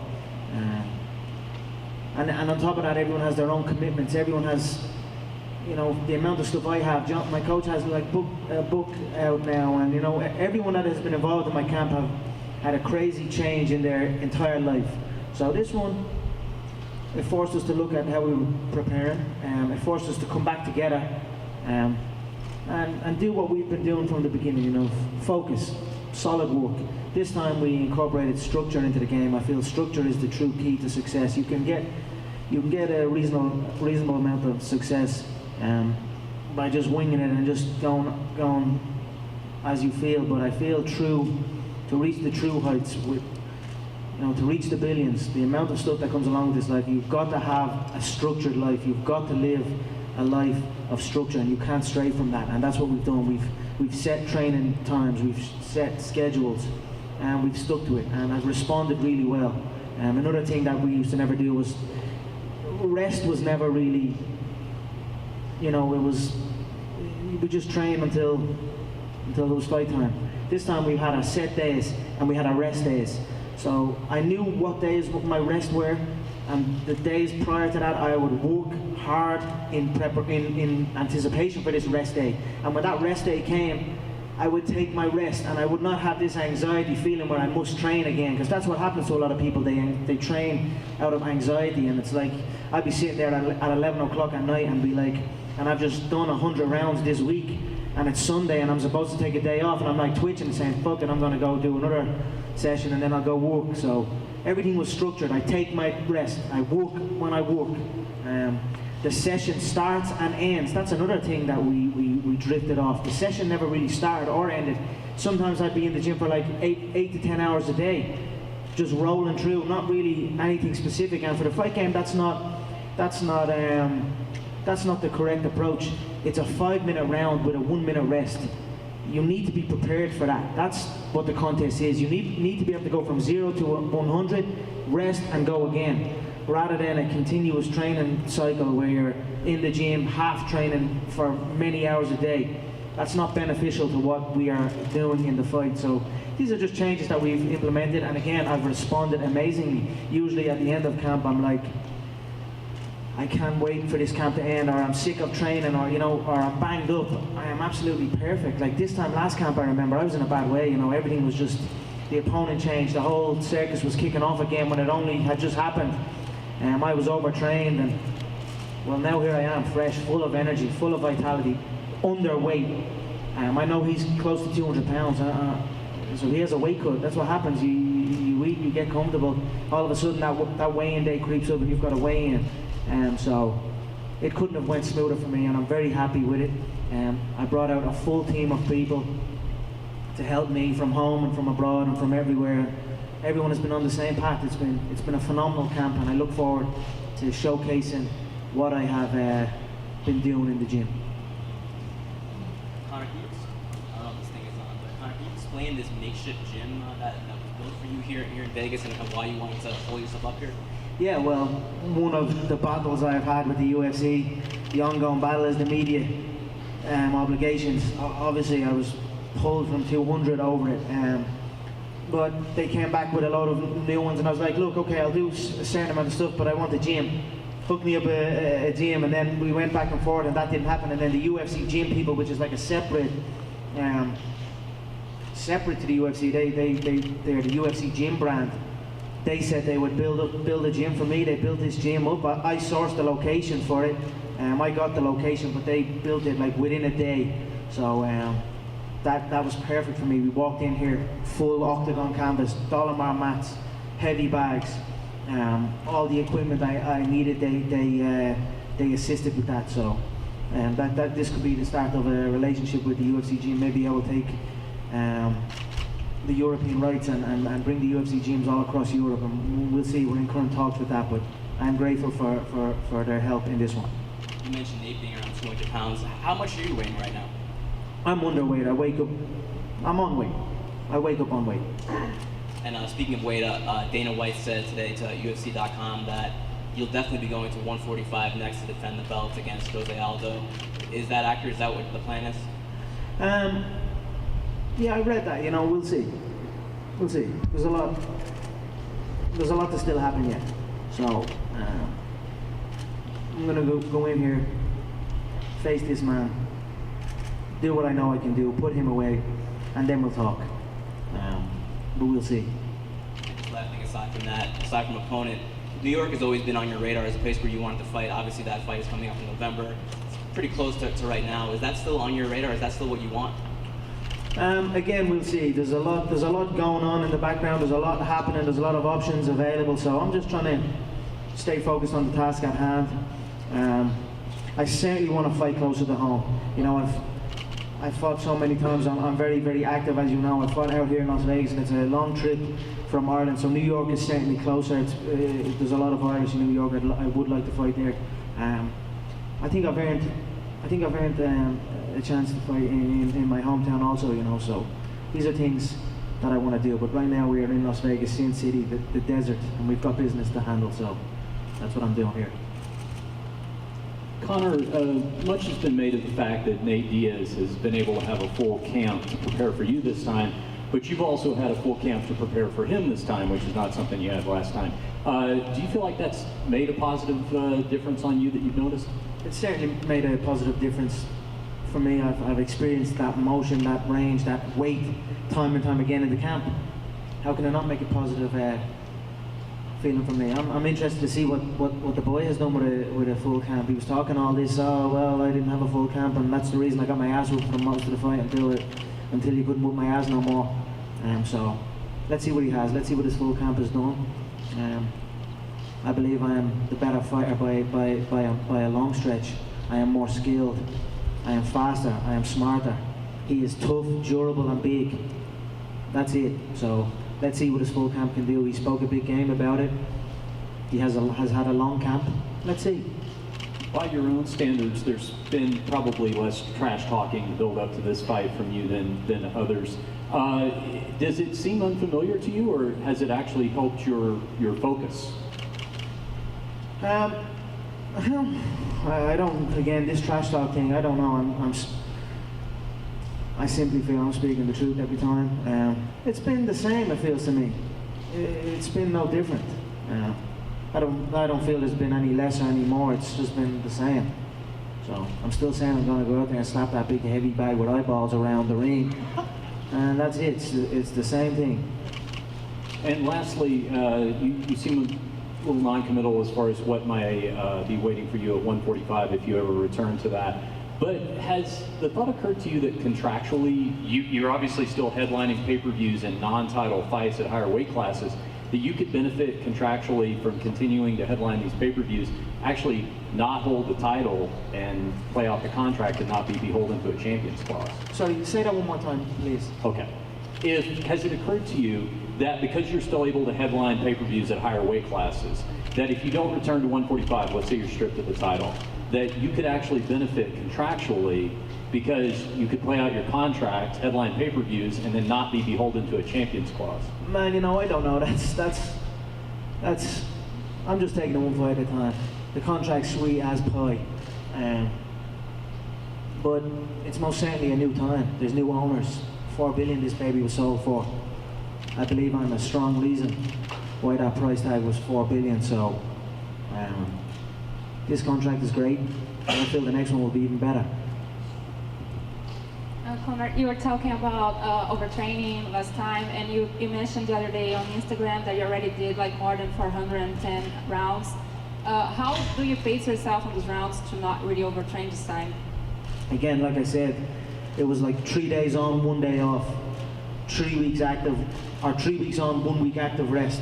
So I had 3 days intense work, and then I had that day 4 was an active rest day where I chill and I stretch and I focus on my balance and just keep my body correct, and then back in for another 3-day burst. So that really helped me. The rest, I could see the rest ahead of me. So I would push for those 3 days. I would push hard, and then I had my day rest. And with the amount of stuff that comes on, I had that. I would almost push stuff to that day. Okay, I'm going to handle this on this day. If there was business issues or whatever, it would be on my active rest day. So it couldn't have been perfect. 3 solid hard days, 1 day rest, and carry on. Again, I was monitoring my heart rate. If my heart rate was up in the mornings, maybe the rest day would come earlier or later, depending. If I woke up on that active rest day and my heart rate was low, I would go again and take the rest day the following day. So it has been very methodical in our approach, and like I said, I've responded amazingly to it. I am full of energy, I am fresh, I am underweight, so I'm happy. You also mentioned that you spend a lot of money. All right, back on the Mixed Martial Arts Hour. Ariel Helwani here in our New York City studio. Okay, this is very exciting. We have an in-studio guest. I talked about it before the break. We've been talking about it since last week when they officially announced, the Professional Fighters Association officially announced Thursday morning, and one of the faces behind it, one of the leaders behind it, is our guest in studio right now. His name is Jeff Borris, longtime sports agent, primarily over the last few years working in the world of professional baseball, but he is front and center on this one, and we are privileged to have him in studio here on the show. Jeff, how are you? Good. Thanks for having me on, Eric. Pleasure to have you on. Thank you so much for joining us here today. Okay, so there's a lot to discuss here. This is a very interesting topic. Okay, here's the first question right off the top. When did you first come up with the idea of launching something like this? When did you first start thinking that this is something that needed to happen in MMA? Well, it was January, and I was doing baseball salary arbitration cases for the Ballinger Group. And at that time, Lloyd Pearson had just done the first bout agreement with McGregor Diaz. And he came up to me and he said, would you take a look at the bout agreement and the promotional agreement and just have another set of eyes look at it? So I said, okay. And I read it, and I couldn't believe what I was reading. I said, this isn't valid. This isn't enforceable. This won't fly. This has to be changed. And he said, this is the way how the UFC does their business. And then I started learning more and more about it. We went to their headquarters, had a meeting with Lorenzo and Dana, and I brought it up. I said at the time, Dana, how come these fighters haven't ever unionized? And he said they're not employees, they're independent contractors, which I thought was a very self-serving statement at the time. And that, he kind of scoffed at the idea. And I walked out of that meeting and I turned to Lloyd and I told him, I said, I'm going to unionize these guys. Wow, right then and there. Because of his response? Not just because of his response, but when I had read their initial agreements. I mean, I've worked in baseball for 30 years, and I think that the Major League Baseball Players Union is the gold standard as far as unions in professional sports. I mean, the rights of baseball players are light years ahead of every other sport. And I said that this just can't happen. With the sale also, I mean, it indicates that the UFC is really the Premier League. When you look at Major League Baseball, the NFL, NBA, National Hockey League, it's right up there with them now. And these fighters need representation. I mean, their rights right now are being trampled upon, and it's probably worse than ever. The UFC's profiting, which is okay. They're running a successful business. They're entitled to it. But the fighters they're the show. They're the ones that drive that business, and they're entitled to be compensated for their efforts. So prior to seeing that contract, and by the way, I believe it was in February when they first started, because the fight was March 5th. It happened around 10 days before, right? Yeah. The Diaz-McGregor fight. 196. Yeah. So prior to seeing that contract, you never thought of this at all? I mean, again, you've been around sports for a long time. You've been an agent, represented some of the biggest names in baseball. You've never thought about this. You were never really privy to what was going on as far as the contracts are concerned, right? Right. I had never looked at a UFC contract before. I had never even given it any thought. Yeah. I just strictly worked in baseball, and it was the first time when the contracts were put in front of me that I looked at it and I even started thinking about it. Were you a fan of the sport before all of this? I was a fan from day one. I was watching Gracie when he was fighting guys twice his size and laying on his back. I've been a big fight fan for a long time. So given what you know about the MLBPA and contracts in baseball, you never thought, like, you know what, I wonder what those guys are making, how much they're getting, what cut they're making. You know, have you never had that discussion with anyone before the contract? The contract was the slap in the face?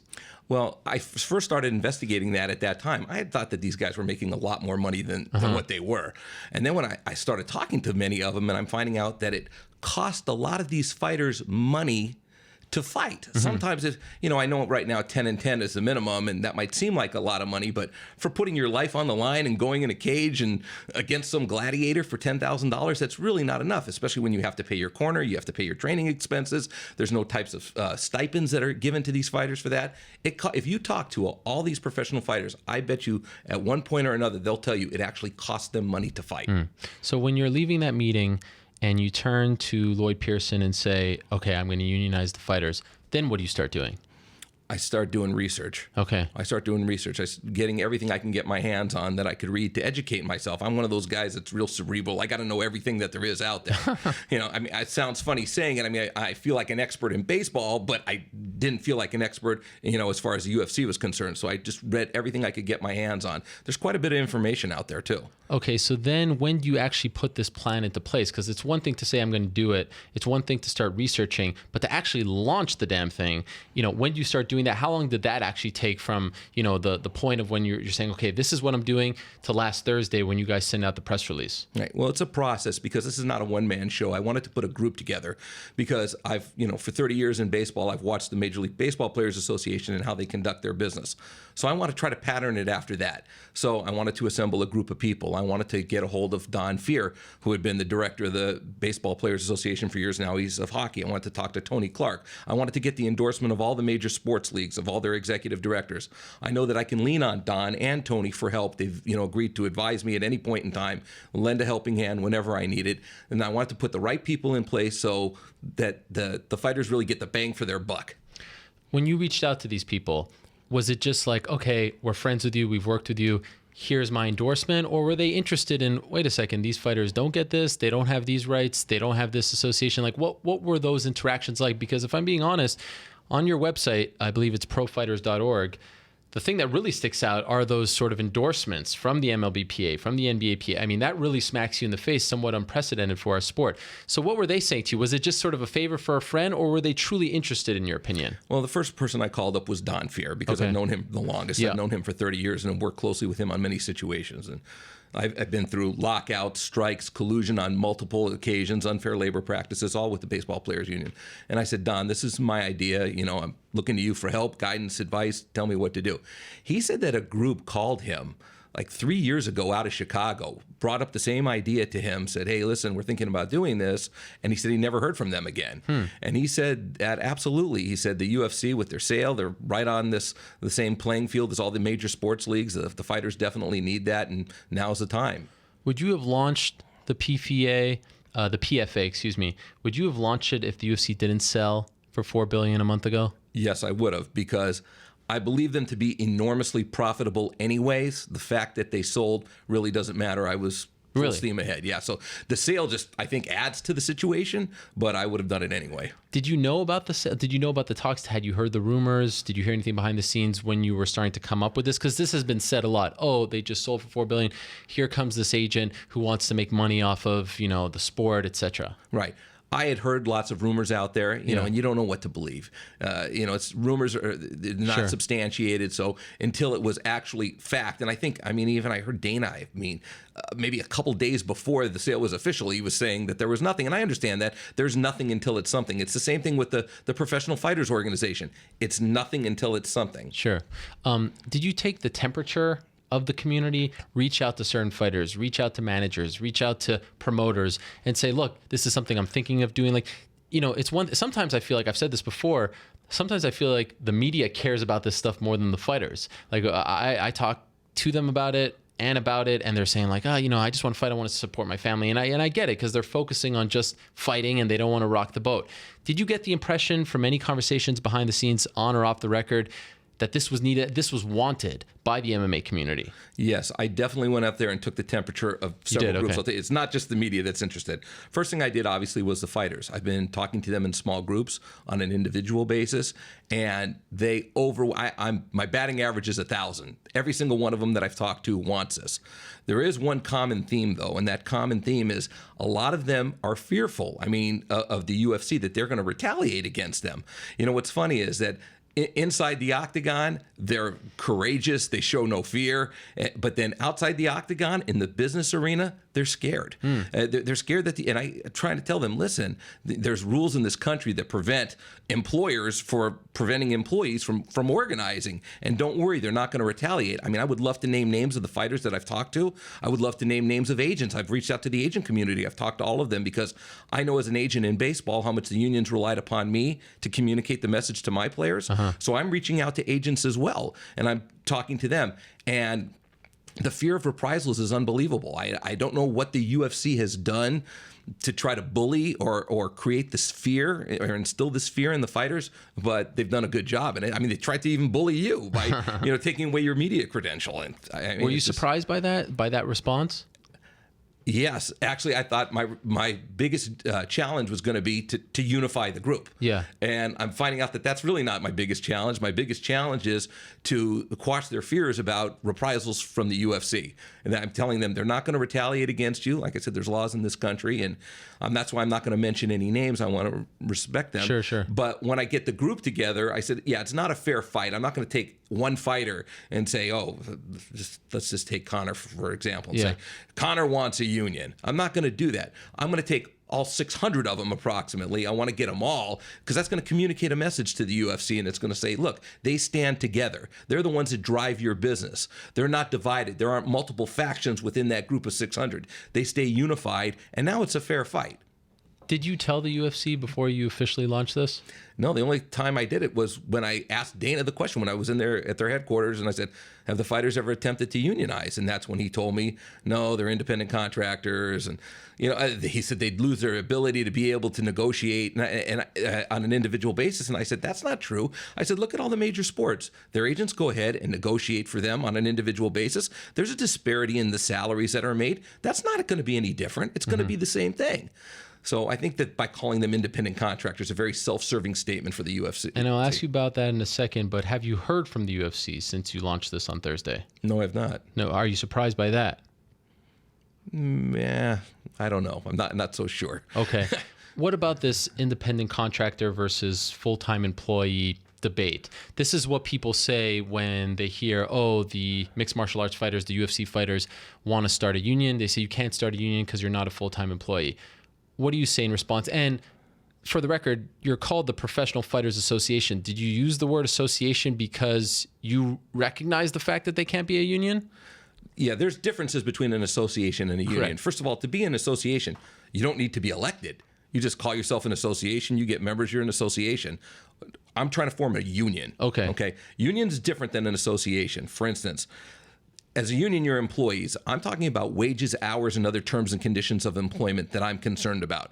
I'm not so concerned about the things that an association is concerned about. And I'm going to give you an example. I'm concerned about minimums. I'm concerned about a pension. I'm concerned about medical insurance, a grievance procedure, a collectively bargained for drug policy, things like that. An association, like I read the MMAFA's mission statement, they're concerned about advancing the rights of the sport through websites, domains, logos, things like that, trying to bring the fighters together based upon race, religion, creed, things of that. I'm all for that. I've read a lot of negative tweets from the MMAFA during the week as if they feel that we're a threat or trying to attack them. Not at all. I endorse what they're doing. I support what they're doing. I support the Ali Act. And, I'd lend them a helping hand if they needed it. I'm about collective bargaining for the employees of the UFC and trying to improve their wages, hours, and other terms and conditions of employment. That goes right to the heart economically of the fighters' pocketbooks. I'll ask you about MMAFA in a second as well. Why didn't you call it the Professional Fighters Union if that's what you want, a union? I could have. Okay. I don't know. I might take your suggestion and change it if we get elected in. But for the record, you want a union? Yes, a union. So how do you... Is part of the process to turn them into employees and not quote-unquote independent contractors? No, they already are employees, and I'll tell you why. Okay. The UFC is the boss. They tell them where to fight, when to fight, what to wear when they fight. They're employees, and they're full-time employees. You know what it takes to train for a fight? I mean, I was listening to John Kavanagh speak. I mean, it's a full-time thing. But a lot of them have to have some other jobs to supplement their fighting income because their fighting income is not enough to sustain themselves. Yeah. That's not right. So do you need to, do they need to, is that something in the contract that stated that they're an independent contractor? Do you need to change that language? Is there a way to get them recognized as employees? Well, one of my goals would be, once elected and we had a collective bargaining agreement in place, what they need is to have what I would call a uniform fighters contract. In the major sports, they have a uniform players contract. So the only thing that the agents would really be negotiating is the purse amounts. Okay. That's what they would be negotiating. So there needs to be a uniform fighters contract written, because the contracts that I've read, which was the Diaz contracts, are just... they're baffling when you read them. I mean, it's just preposterous, the things that are in there that I don't believe are legal, valid, or enforceable. I even believe the UFC knows that, okay? Can you give us an example? There's no pushback. There's no pushback. What's an example of something that you think that is illegal or something like that? Well, that's necessarily illegal, but let's look at the licensing situation with Reebok. Let's talk about the Reebok deal. Okay. The money comes into the UFC, and then they're going to chop it up however they want.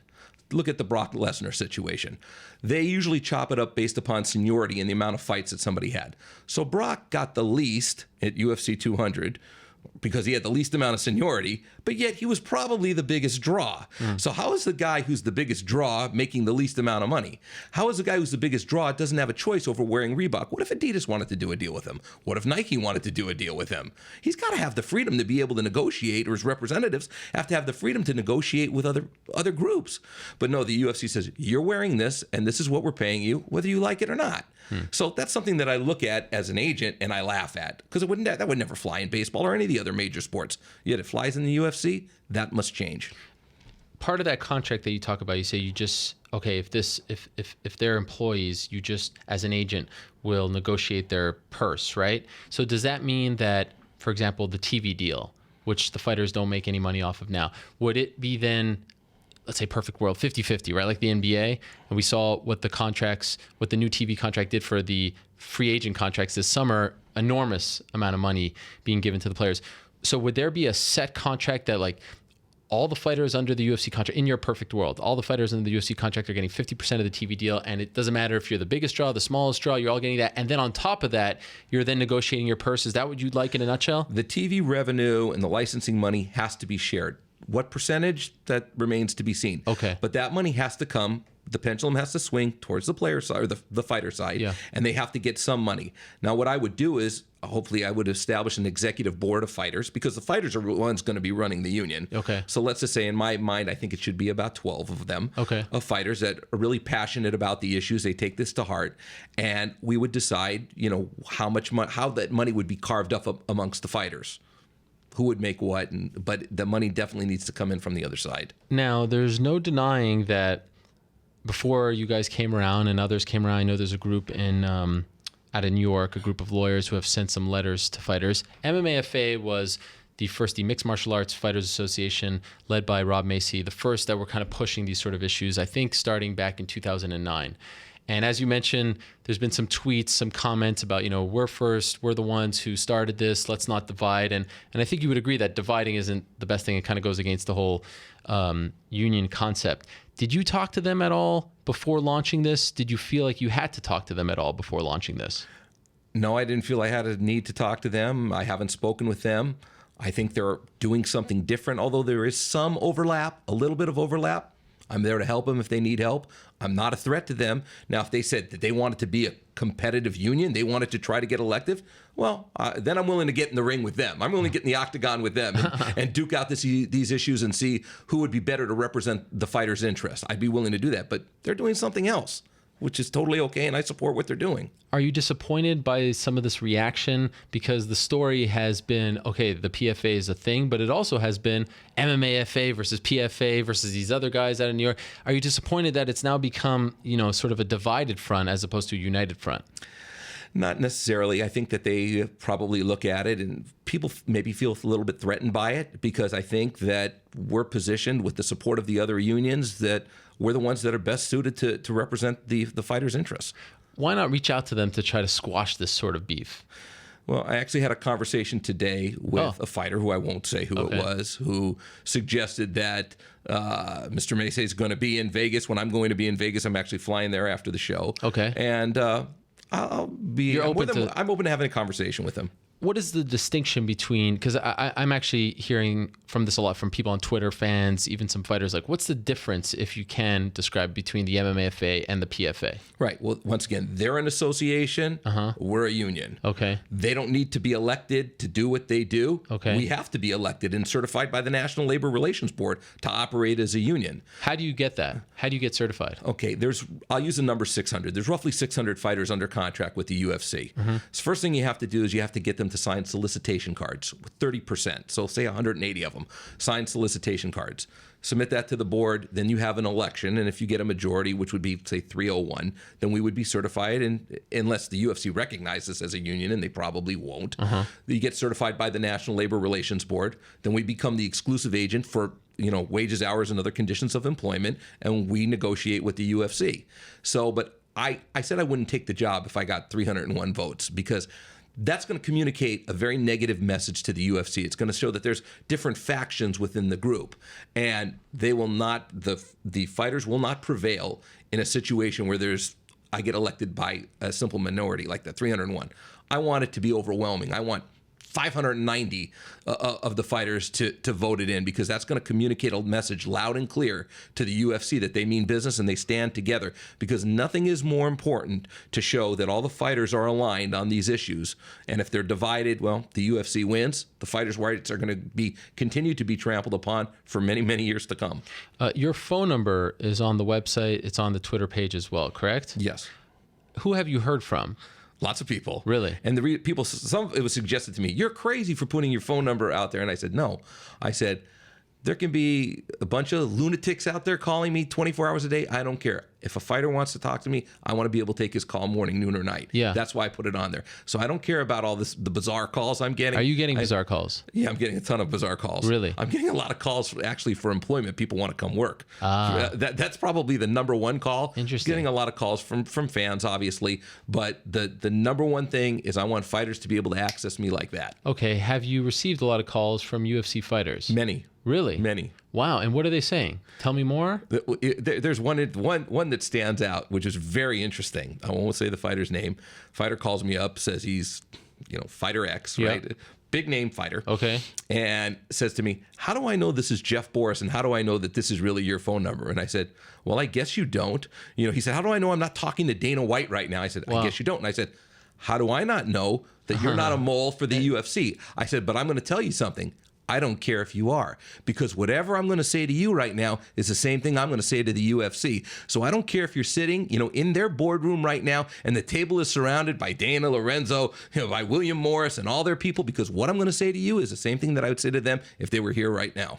And what is the general pitch? Like, I'm sure you're getting people who are calling you and saying, like, sell me on this. Why should I join this, right? What do you say back to them? Give you an example. This one fighter that I'm talking about in particular, he's about 35 years of age, he's had 30 professional fights, something like that. So, he's towards the latter stages of his career. And I said to him, wouldn't you have liked to have known if we could turn the clock back and this was your first professional fight? Wouldn't it be nice to know that you'd have a pension if you turned 65 years old? Let's say if you had 30 professional fights. You know, and the way it works in baseball, you put in 10 years of service or you make more than the average salary 3 consecutive years, you get fully vested for a pension, which is about $175,000 a year when you turn 65 till the day you die. There's a lot of different variations on that theme that you could take, but wouldn't it be nice if you knew you had something like that? I said, currently you don't. So one of the things I would be a big advocate for is a pension for the fighters. And now but a fully pension might be vested, let's say at 30 fights. Maybe you get a half a pension at 15 fights. I don't know. I would have to sit down with the fighters, discuss with them, give me some sort of scale. With our economist, Andrew Zimbalist, I would have to sit down with him and say, what do you think is appropriate here? And then I would go try to collectively bargain for it with the UFC. But the pension would be an example. Andrew's involvement fascinates me. As a longtime baseball fan, I've seen a lot of his work as it pertains to the MLBPA. What exactly does he do for the association or union? I first learned of Andrew, this was I think it was in the 80s, the late 80s, when I was an advocate for something called the Players League. When the owners had locked out, I think it was 94, when the owners had locked out the players. And I said, you know what? Let's do away with the owners. Let's form a players league. What do you need the owners for? Okay, we'll rent the stadiums. Most of them were owned by the municipalities anyways. We would just rent them out. Only a few ballparks were actually owned by the clubs. And let the players play, and we'll carve out the middleman. The owners are the middleman. So I was an advocate for the Players League, and he was writing a lot about it. I think he wrote the book Baseball and Billions at that time. And that's when I started following him. And he's the leading economist in the nation regarding sports. Yeah. And so he was another guy. One of my first phone calls, and Andrew, I said, listen, this is what I'm attempting to do. I said, I'm not an economist. I'm a lawyer. I'm not an economist. I want you to help me regarding the economics of this. And he said he'd be happy to. Brilliant guy. Very. Love reading his stuff. A lot of other people say to me, you focus solely on the UFC. It doesn't say MMA fighters. Why do you only care about the UFC? Why are you focusing solely on the UFC here? That's interesting. There are other fighting leagues like Bellator, the World Series. The difference is, and the reason why, is the UFC is really the premier league. It's the premier league, and they have 600 people under contract, fighters that they're employees. That's why we're focusing on the UFC. I was talking to a fighter today. Give you this as an example, because the fighter said, let's say I became part of the union with the UFC, and Bellator offered me a bigger contract to go fight. My contract was up with the UFC, and my agent got me a better deal with Bellator. What would happen? I'd say, that's no different than what I do in Major League Baseball. Guy's contract is up, and I get more money from a club in Japan. He leaves the Major League Baseball Players Union, and he goes to Japan. Okay. You're free to go to Bellator. Okay. Your contract's up with the UFC. I said, but if you're under contract with the UFC, and you're going to be part of that union, there's a big difference there. Could you have a union that encompasses the Bellators and the World Series, or because the UFC has its own TV deal, the uniform, things like that, it's impossible to have one large union? Probably not impossible, but I think for right now, I want to treat the UFC and give them the same respect that they would if they were the NFL, the NBA, MLB. A lot of other people have said to me, oh, great, this is the demise of MMA. We're going to see a strike. The fighters are going to leave. As you can see, I'm a longtime Montreal Expos fan. No one knows the pain of a strike more than myself. 1994, you mentioned it earlier. The best team in baseball. We got screwed. Were you behind that strike, by the way? No, I was not behind that. Were you advocating for the damn strike? No, I wasn't. By the way, it's funny that we're talking about it. August 12th, 1994. So 22 years ago is when they went on strike. Actually, I take that back. Yes, I was a proponent. I was a proponent of the strike. From a fan point of view, no. But from working in the business, it was the right thing to do at the right time, and it advanced the rights of the baseball players. Right. It definitely did. As a 12-year-old, I couldn't really understand that. I was devastated. I understand. As you can imagine. I remember that team very well. Yes. Did you have any players on that team? I think I had quite a few. I remember the guys on there. It was Pedro Martinez, Matt Williams. Not Matt Williams. Matt Williams was on the Giants. And he was on pace to break Roger Maris's record. Alou, Tim Wallach, John Wetland. Yeah. Did you have any of those guys? None of those guys, no. Then I would have asked for your autograph. But my question is, a lot of people say, oh, they're going to go on strike. I'm going to lose the fights. I'm not going to get the matchups that I want. What do you say to those fans? What do you say to those fans who say that this is going to ruin? Because when they start thinking, at the end of the day, the sports fans just want to see the games, right? They just want to see, they don't care about PEDs. Just give me the damn game. Give me the fight. And now this potentially throws a wrench in that. What's your response to that concern? I think in the court of public opinion, the fighters win. And the reason why the fighters would win in the court of public opinion, if they understood exactly to what degree the fighters were exploited. I mean, it's very easy to see, Diaz and McGregor fighting this weekend and making millions of dollars and thinking, oh, this is very glamorous, this is great. But that's not the masses. What about the guys on the undercard who are fighting for 10 and 10, right? 10 to show, 10 to win. How much money does it cost them to put on their camp to fight? How much money do they have to pay their corner? So I think in the court of public opinion, if the public knew that they don't have any medical insurance, shouldn't they have medical insurance? I talked about a pension. How about medical insurance? I mean, the Obama administration was big on making sure that medical care was affordable to everybody. A lot of these men and women of the UFC, they don't have any medical insurance. And to be clear, it's like in training insurance, right? But if they get hit by a car walking to the grocery store, they're not covered. Correct. Right. I'm not talking about what happens when they're in the octagon. I'm talking about, in general, everyday medical insurance when their kid gets the flu to be able to take them to the doctor. Right. Yeah, of course. That is a very strong point. So you say that you've been, people have reached out to you, your phone number and whatnot. You also said you're going to Las Vegas. Why are you going to Las Vegas? Because that's where the fighters are. Okay. That's where the fighters are. I'm going to be there, and I'm going to be talking to every UFC fighter that crosses my path. You're just going to be walking around? Well, I have other things to do there. I have lots of meetings that are already set up. Okay. We're planning on having a press conference on Thursday, where we could address the media all at one time. I've been silent since a press release on Thursday, which has been very hard to do. But I wanted to break the news on your show because I know that you reach out to so many people, and I want to thank you for that. But Thursday we'll have a press conference where we can address all the media. Obviously, I've seen some fighters tweet about it a little bit, but I haven't seen many fighters come out and publicly support it. Are there any fighters that you can say are in support of this union? I've made promises to every fighter that I've talked to that I will not use their name. Okay. Because I don't want the UFC to... If the fighters are right and the UFC wants to retaliate, I don't want them to retaliate against one fighter. I'll start mentioning names when I have 500 guys in my hip pocket. Oh, okay. What about at this press conference? I won't mention any names there either. Okay. You won't have any fighters show up. This is going to be you explaining things, talking about things. There might be a fighter sitting at the table with me. Okay. There may be. I'm not making any promises, but there may be. Again, on your website, it's interesting. You have these little pie graphs, right? The revenue share between the NBA, NFL, MLB, NHL, and then the UFC. In those sports, everything is pretty much public. LeBron James signs for 3 years, $100 million. We know that right off the bat. In our sport, it's a little different, as you know. Your pie graph, I think, is 15 for the fighters, 15%, 85 for the UFC, correct? Is that the number? Something like that. When I talked about when I was doing research, I got that from a quote from Lorenzo that's on the internet. You can Google it, where he's saying something that the division is somewhere 86, 14, 85, something like that.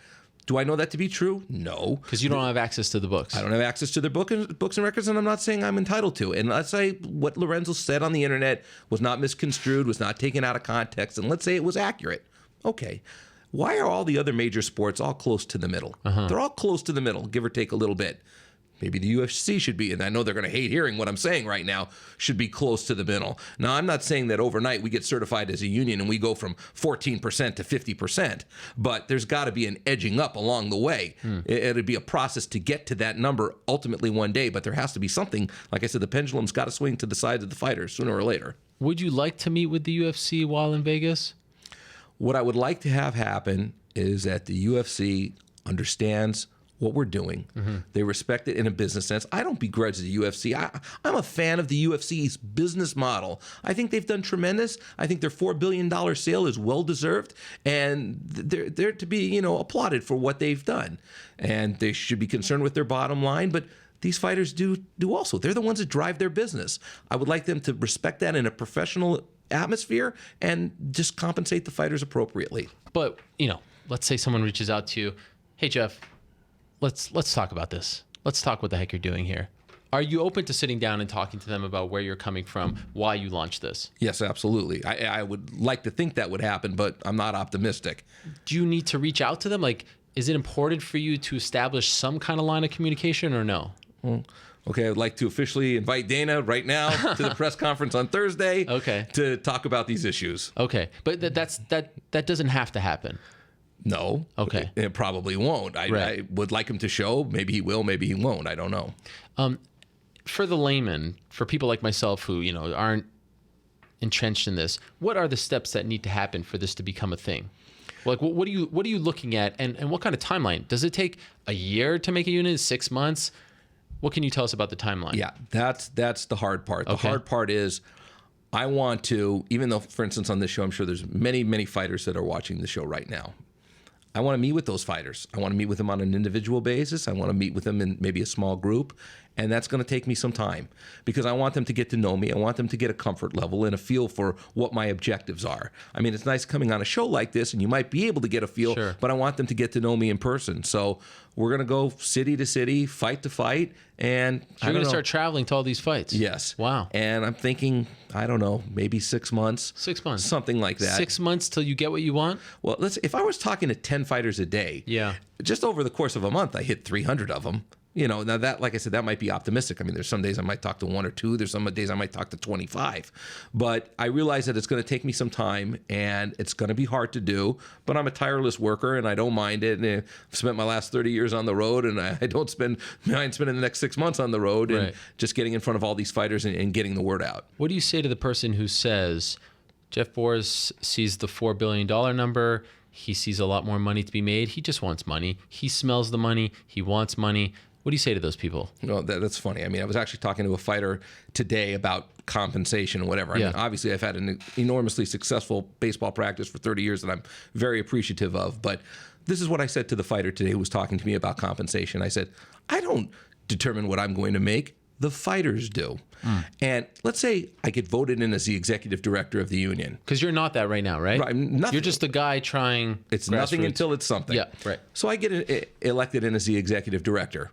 What happens next? I go out and I try to get these things for the fighters, right? The pensions, the minimums, the medical insurance, all these things. And I fail in all these objectives. What's going to happen? The fighters are going to fire me. Right? You're out. Now, let's say I go out there and I'm successful. I get all these things. And then some. And then I get a licensing deal, a merchandising deal, share the television revenue, whatever. And everybody's benefiting and making more money. The fighters, the board, the executive board of fighters, they're going to determine what type of salary I should or should not get. They're the ones. And that's up in the air. So I'm obviously not going to get something that I'm not entitled to, and I'm not determining what I'm going to get. It's the fighters who are going to be determining that.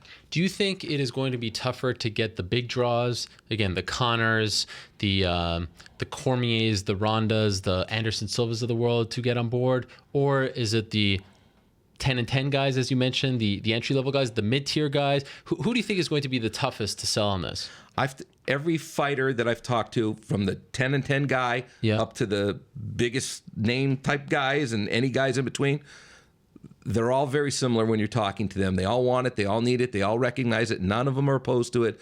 Like I said, the only thing that I'm noticing is they all mention the retaliatory effects that could possibly come out of it. And I keep trying to tell them, don't worry about it. It's not going to happen. Give me 600 of you in my hip pocket, and I got a fair fight.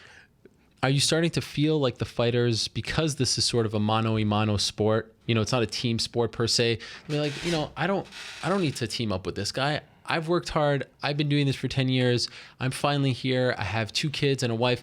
I can't stick my neck out on the line. Like, how are you going to, because I understand what you're saying, but how are you going to convince that guy to do it? He's the champion. He finally got the belt. He's finally living the good life. And now I'm going to stick out my neck for the guys who are going to fight in 10 years.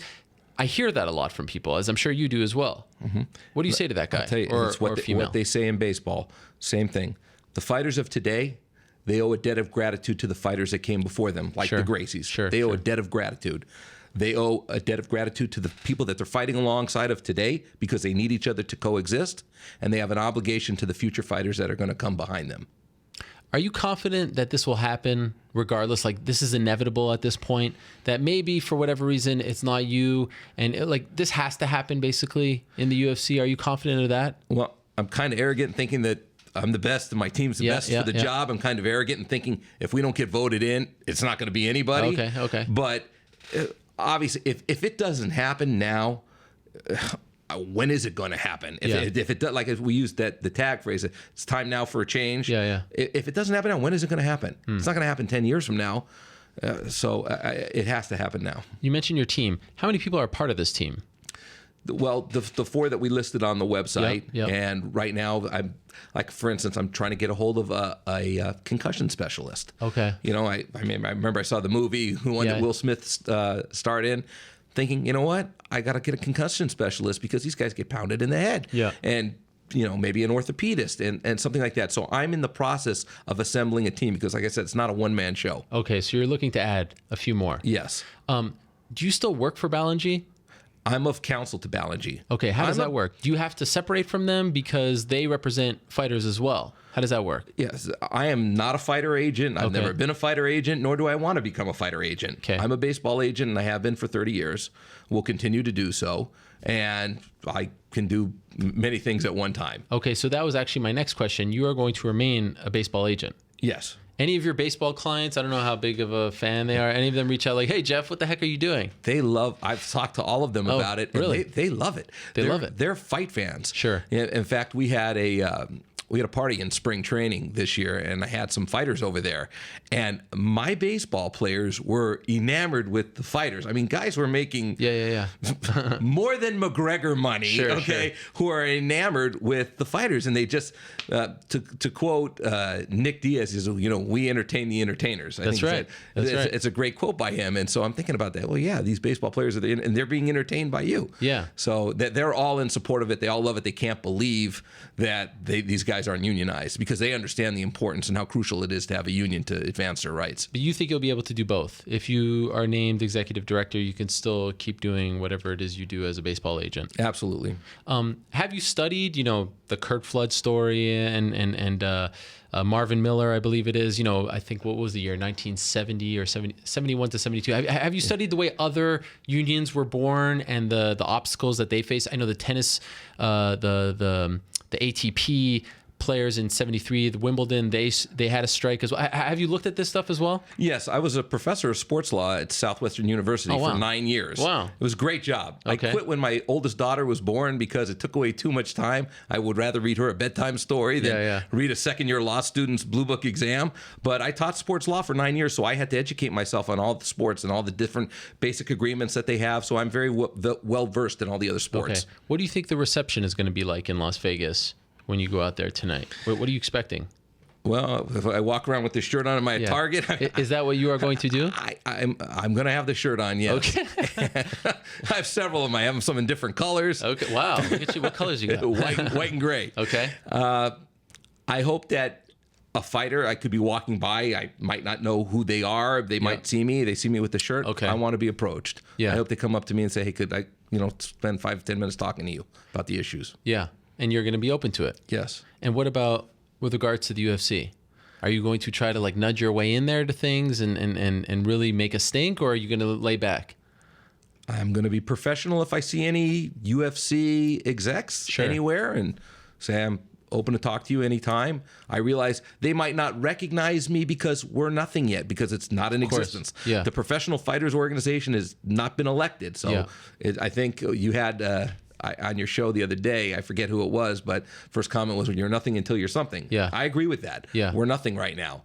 So, but I don't know. I'm hoping that we'll be a force to be reckoned with, and sooner than later. Thus far, less than a week after launching, are you happy with the progress? I know there hasn't been a lot done, but just the reaction, the media reaction. Overall, are you content with where you're at? I know you were anxious to speak and get the word out, and I know Lucas Middlebrook, who's a part of your team as well, who's well respected. He's been on the show before, talking about his work with Nick Diaz. Overall, are you happy with where you're at? Yes, very happy. But I get a little over anxious. Okay. I feel that there's so much work out there to do. Yeah. And let's say when I'm flying on the plane tonight from New York to Vegas, those 5 hours, how many phone calls am I missing? How many fighters are going to be calling me? If just one fighter an hour called me during those 5 hours, those 5 calls that I just missed. Yeah. And I would explain to him, hey, I was flying coast to coast whatever, and I'm returning your call now. But I get anxious about that. I want to get the word out. And so the next 6 months probably going to kill me. Yeah. Well, I hope not, because then the whole thing is for naught. Right. Okay, so the next step is you're going to Vegas. You're going to collect as much data as possible, talk to as many people as possible, potentially put on a press conference, correct?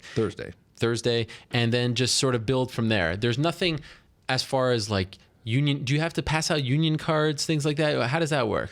I'll let Lucas take care of that. Lucas will be the... Will he be there as well? I believe he's going to be. Okay. He'll be the nuts and bolts of how the solicitation cards get sent out, get signed. I think he was telling me it could be done electronically, so I'll let him take care of that. Okay, fair enough. And what's the message finally to these other groups that are trying, the MMA phase? What's the message? Let's all get on the same page. Stand out of my way. Like, what ultimately do you want to say to these people? Because you have not talked to them, correct? What would you like to say to them if they're watching? Just to acknowledge what we're doing, that I ought to become their best friend. It's like when I call up an agent, right? The first thing they might think to themselves, oh, is he going to try to take my guy?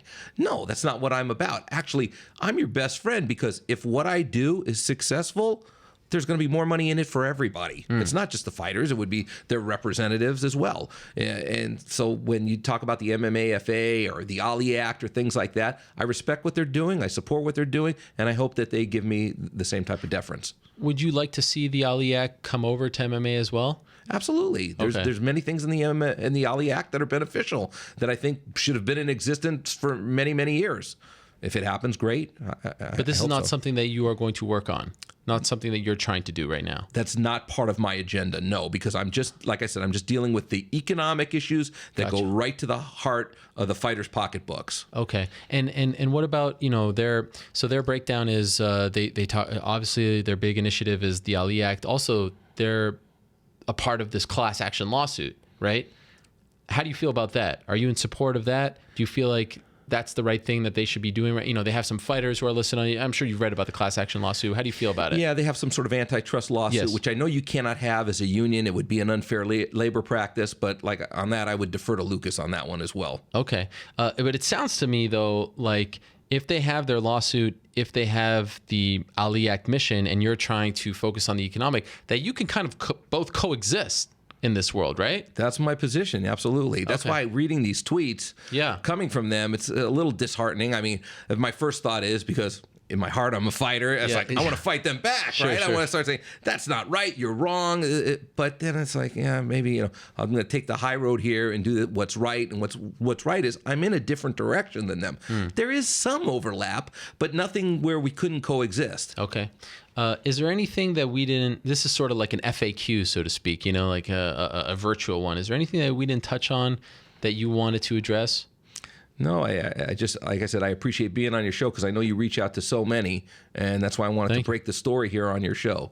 So I mean, well, technically we didn't break it on the show. It actually broke, but fair enough. The first time you speak about it. They're hearing from me. I haven't spoken publicly about it. In fact, tomorrow my whole day is media, almost the entire day. Have you received interest from the non-MMA press as well? People that deal with, like the mainstream sports press that knows all about agents and unions and things like that. Are they interested in this story? Sometimes we have a hard time breaking through as a sport. Yes, most of the time.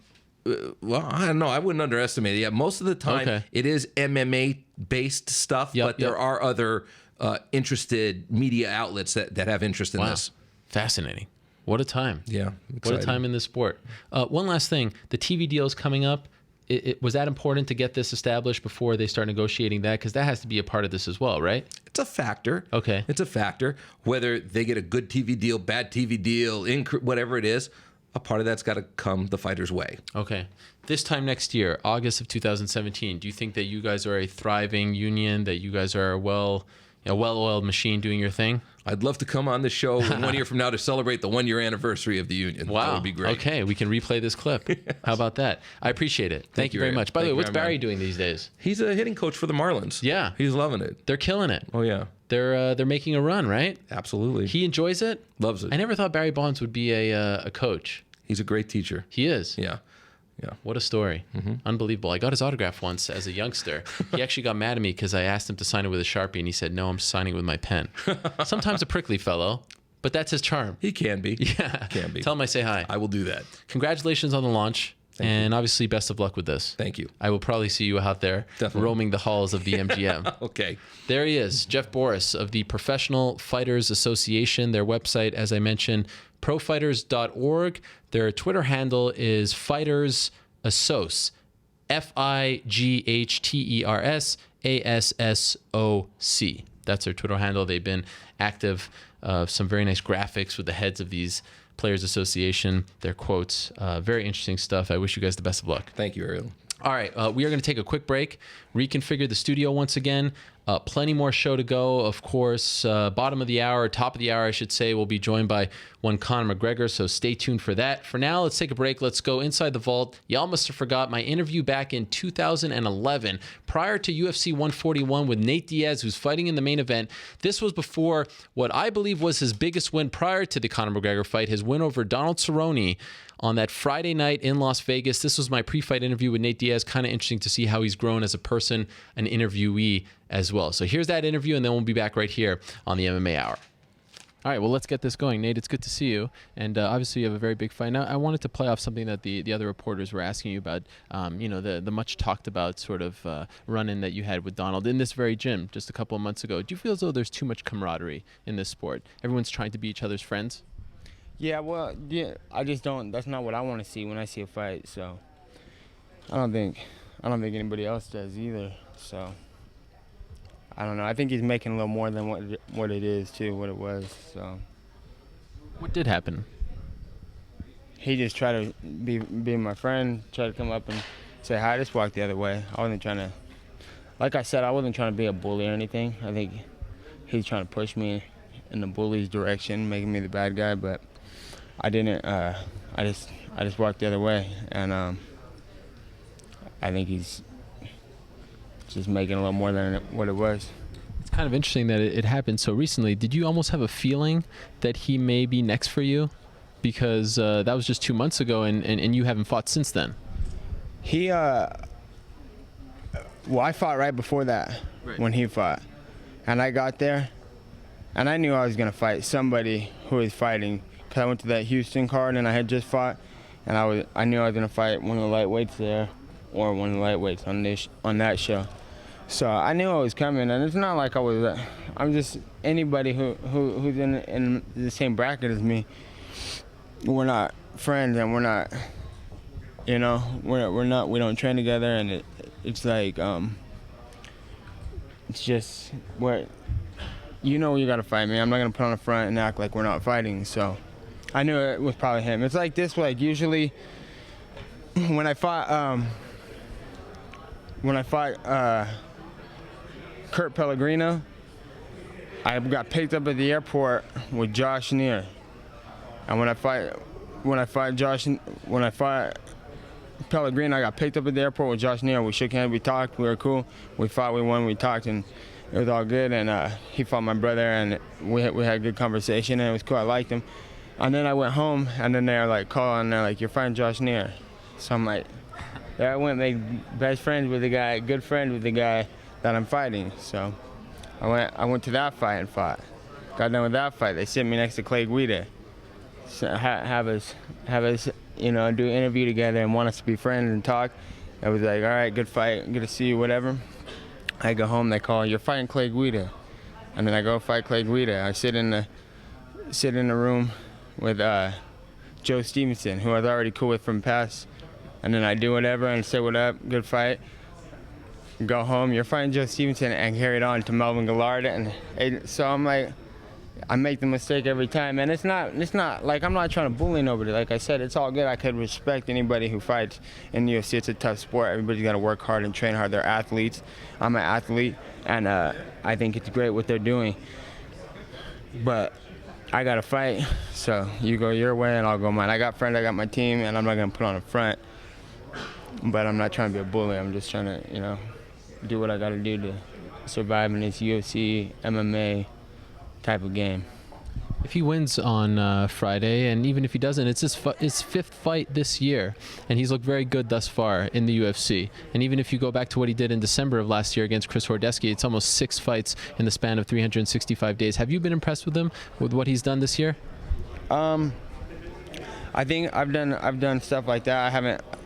I fought before I got in the UFC. I was fighting 5 times a year, and then I fight anywhere from 3 to 5 times a year. So it's nothing I haven't done or my partners haven't done.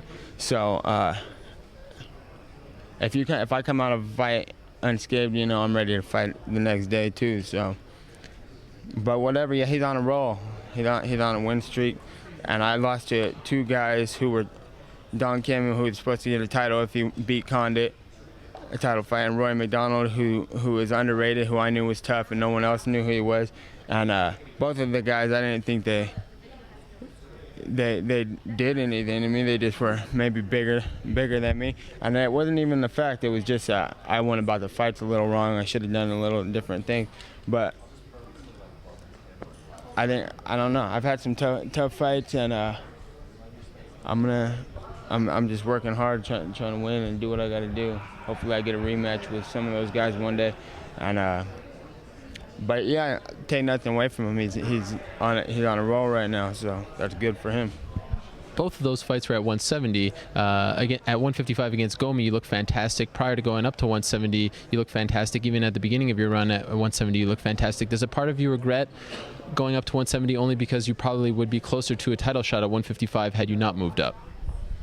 Yeah, well, the guys at 55 that were the guy at 55 that I lost to, little slim decision, were at the top of the division. So, and I went up to 70, and I was trying to come back to 55 before I got those 2 losses. And they're like, we want you at 70, and everybody was like, yeah, stay at 70. So, and then at this time they were offering me fights. Don Kim already, All right, back on the Mixed Martial Arts Hour. Here we are. Thank you very much to Jeff Borris for stopping by. I thought that was interesting. A lot of ground to cover, certainly. There's a lot to discuss there. There's a lot to learn about. Obviously, this is a somewhat new topic in the world of mixed martial arts, but I feel like we covered a lot in around an hour's time. So I hope you enjoyed that interview and learned a bit about what they are trying to accomplish over there.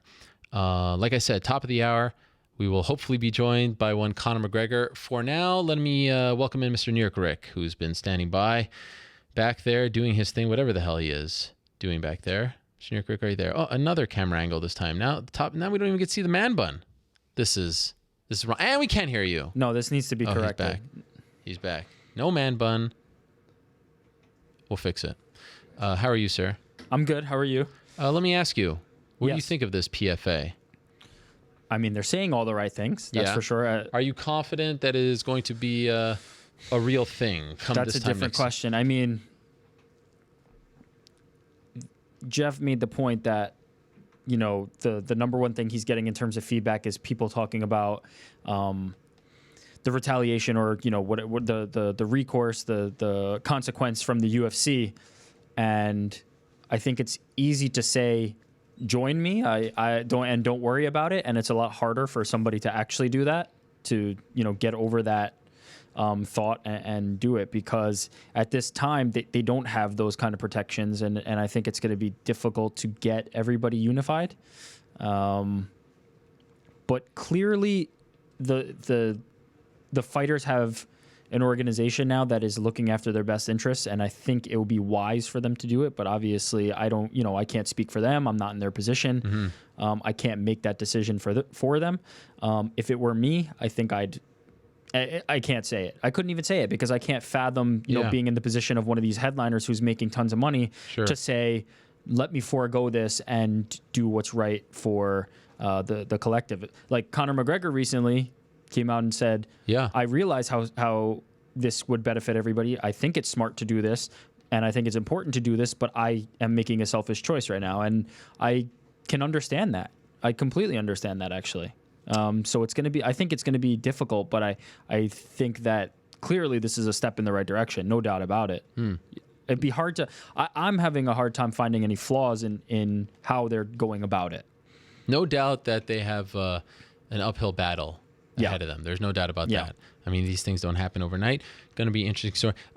You can add another wrinkle to what has become the most newsworthy year in the history of this sport. This certainly is a worthy wrinkle. We'll see. We'll monitor. We'll see how it works out. And if I'm being honest, last thing on this, as we now shift gears back to 202, it would be nice if they can, and that's why I kept pressing on it, it would be nice if this sort of quote-unquote beef, for lack of a better word, between MMAFA and them gets settled rather quickly, because I don't think it's a good look for anyone, especially in the public sphere. When we're talking about unions and a united front, this would, in my opinion, be the complete opposite of that. So that doesn't seem like the best course of action. Yeah, and I mean, if truly both of these organizations, if truly their intentions are to benefit the fighters, they should be able to coexist. There should be no reason that shouldn't be the case. If they're not, after their own best interest and they are truly, looking after the best interest of the fighters, then there shouldn't be much of a reason for them not to get along and to coexist. Okay, let me ask you about a few other things going on. I'll ask you the same question that I asked Shaun at the top of the show. Yep.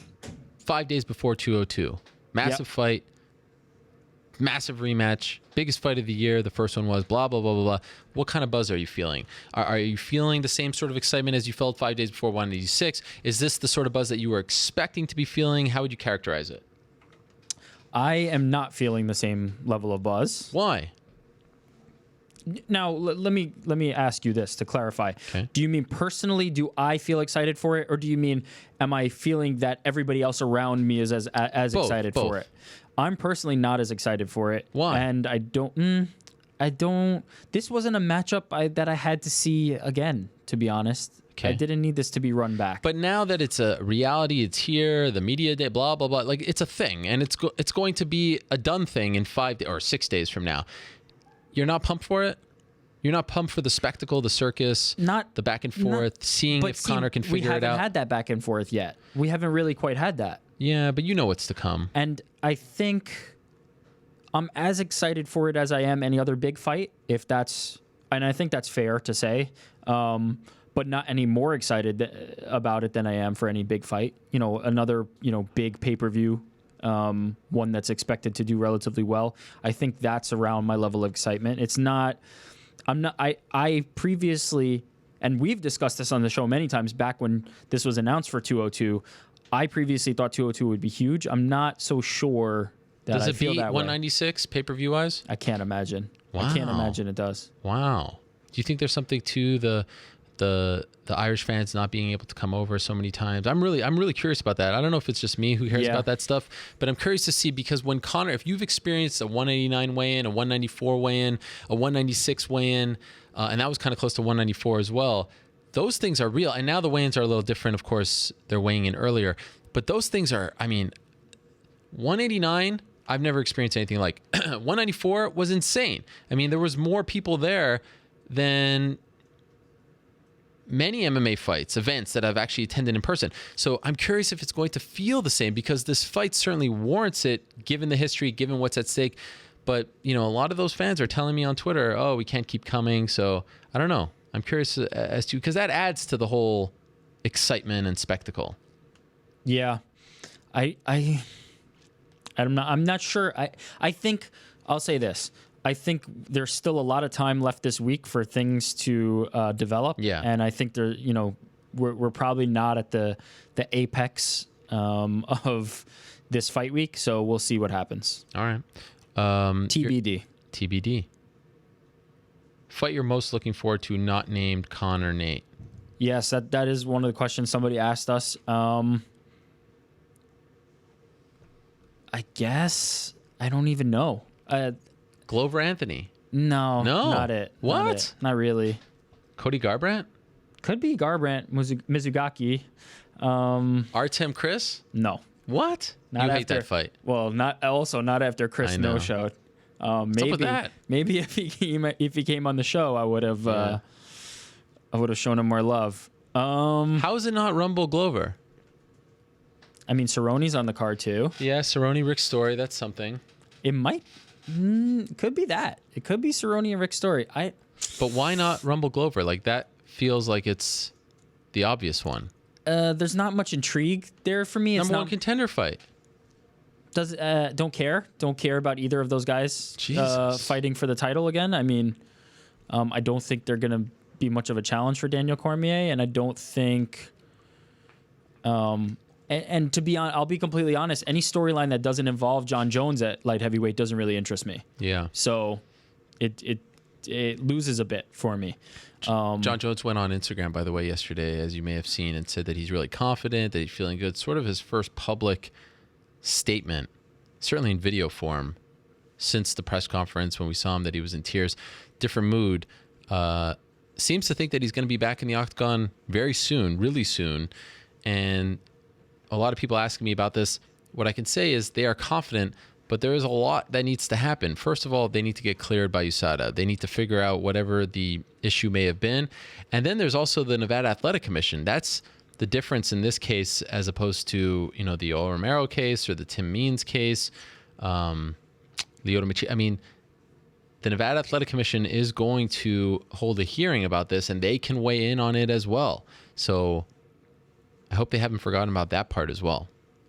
I'm looking at the card. You know what? What I really like? Yeah. Mike Perry versus Ace Lim. I like that fight. I'm interested in that one. That's probably mine. Yeah. Okay. Oh, yeah. Why? I think it's going to be fireworks. Okay. You're a big Mike. Are you joking right now? No, I'm not joking. I really think that's going to be. I think that's going to be a good fight. Okay. Doesn't have. It doesn't have. What's the word? Consequences or impact on the division too much, but I think it's going to be a good fight. I'm interested in that one. Holy crap! This morning it was officially announced that BJ Penn is fighting Ricardo Lamas in the Philippines. Indeed. First reported by us late Friday night. This is the thing now. So we've gone from Dennis Seaver to Cole Miller to now Ricardo Lamas. Main event, 5-round fight in the Philippines, October 15th. As the head of the BJ Penn fan club, what do you think of this fight? I have strong feelings. I want to hear yours. I don't think it's as crazy as people. Really? Yeah, I mean, I think Ricardo Lamas is good, but I don't think he's, a guy who's going to most of the time blow the doors off BJ Penn. He's not. I don't know. I'm cautiously not optimistic because that's... BJ Penn hasn't won since 2010. He hasn't fought since 2014. He's had one fight at 145, and it was a disaster, as you know. It was a bad fight, very bad. Frankie Edgar. Yeah. There are a lot of fighters at 145. Why Ricardo Lamas? Why a main event? I feel like Sean Shelby is one of the best matchmakers, if not the best matchmaker in the sport. He gets it. I feel like he's not getting this one. The Dennis Seaver fight is the fight to make. Now, he may be unavailable. Even the Cole Miller fight, I was like, what's wrong with just building him up, putting him on the prelims against a top 30 or 40 guy and slowly reinventing BJ Penn? Why do we have to throw him in the deep end? I don't get that. Ricardo Lamas is not that far removed from a number one contender fight. He's not that far removed from fighting Max Holloway to a decision, who is arguably, the number one or number two contender in the 145 division. Max Holloway's won 8 in a row. Yes, I love Max Holloway, but saying like fighting him to a decision, he got he got his, he got worked. It wasn't like Ricardo Lamas is not. He wasn't in that fight. He got worked by Ricardo Lamas. Max is Holloway. Not, the tail end of his career right now. Do you agree with that? I'd say he's on the latter half. I just like the idea of building BJ Penn up, having him fight. Like, that's something that is hard to do in the UFC because for the most part, everyone is very good at fighting, and they're all, the creme de la creme. I feel like throwing him in there, having, when he was fighting on the prelims of 196 or 199 or even 197, he was not doing any media. He wasn't the main guy. He isn't being sent out to do media tours. This is adding more to his plate. And I feel like they just need to get this fight out of the way, get him comfortable at 145, get him comfortable with his new team. To me, this feels very short term. This feels like a mistake. This feels like a BJ Penn fight. This is his career. This is his career. This has been what has plagued him throughout his career, like not taking sometimes the smart fight. And I know this is what makes him endearing, but I don't know. If the BJ Penn that showed up against Frankie Edgar shows up, he will lose badly. But do I think he can beat Ricardo Lamas? I think it's possible. I'm not writing him off. I'm not discounting him. I just felt more comfortable, and I was like, wow. Remember when they booked that Dennis Seaver fight? I was like, this is something that the UFC doesn't typically do, and I love it. Big name guy needing to reinvent himself against the the clearly fading contender, if you want to call Dennis Seaver that. Like that was the perfect fight, perfect style. I don't know. They nailed it on that one. Yeah. And for some reason, they haven't been able to recreate it. I don't disagree with you. But I also don't I think he's going to get obliterated, which very well may be the case, is a little bit The reaction to the fight was a little strange. Yeah, I'm not... Certainly negative. I don't know. I have to separate myself from this. I don't even know what to think. So you're on board? I think it's a fine fight. Wow. I'm not that upset about it. Okay. Fight Pass fight, by the way. Interesting, right? BJ Penn, Fight Pass. Maybe he can become the king of Fight Pass. Hopefully not. I mean, why not? The big fight for Ricardo Lamas, by the way. You just got done telling us how his career is over and he needs to be built back up, and now he can't be the king of Fight Pass. No, but I mean, that's a fine spot to be in. Eventually, he wants to main event shows and become the champion, I would imagine. He is main eventing shows. He's the man. Main eventing pay-per-views or big cards. I can only hope. In Hawaii. In my wildest dreams. Yes. John Dotson versus John Lineker was announced. Oof. Main event for Portland, October 1st. Do you like this as a main event? Nothing. I mean, nothing pleases me more than that fight. Wow. Nothing in the world? Nothing. Almost.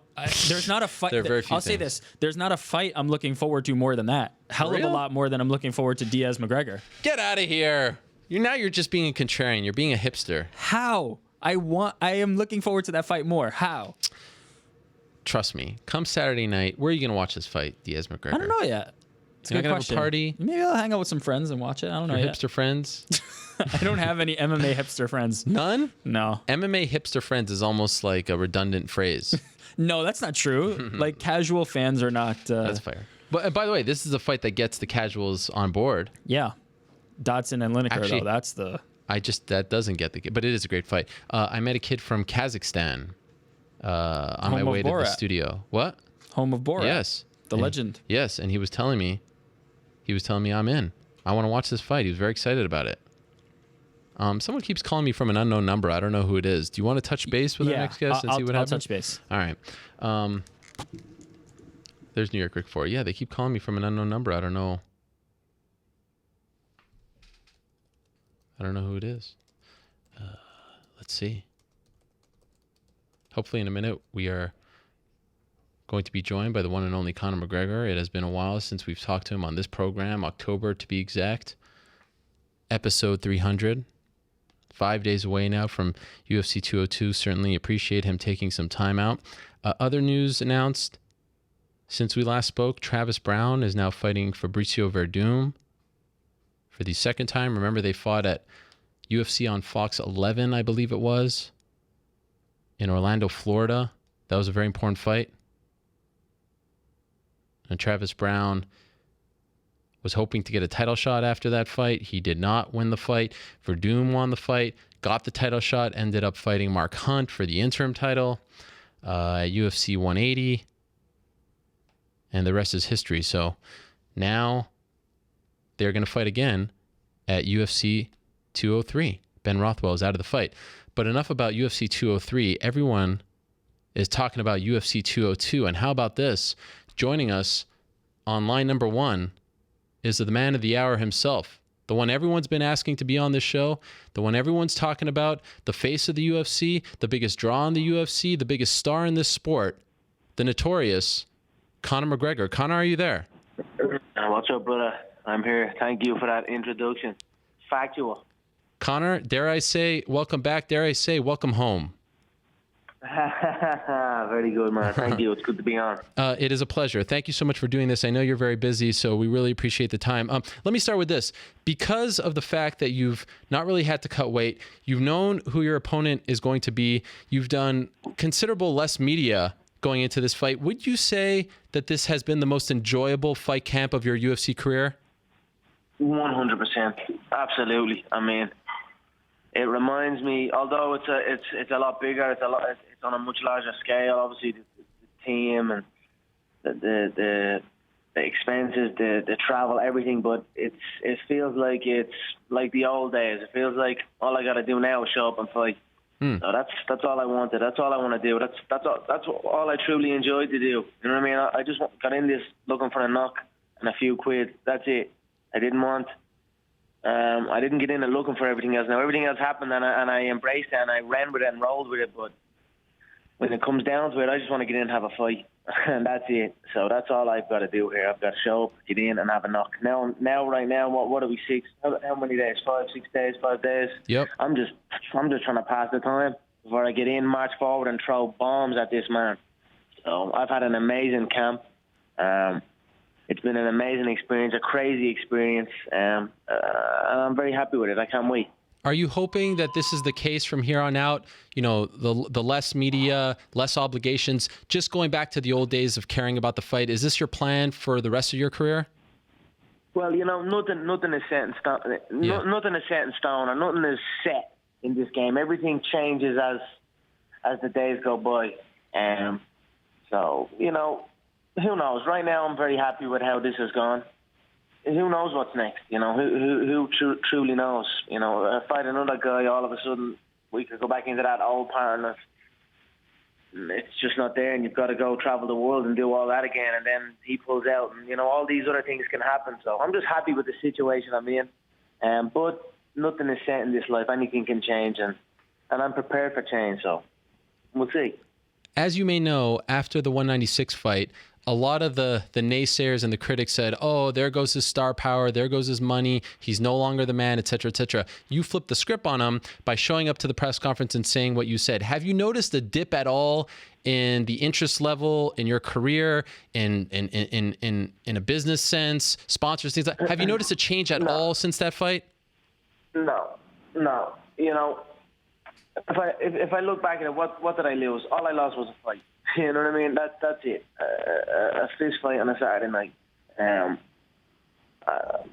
it. I showed up. I handled myself well, and you carry on. Nobody in this game gets out unscathed. I said that before. Look at the history of the game. Nobody in this game. This is a crazy business, Ariel. A crazy game. Nobody gets out alive.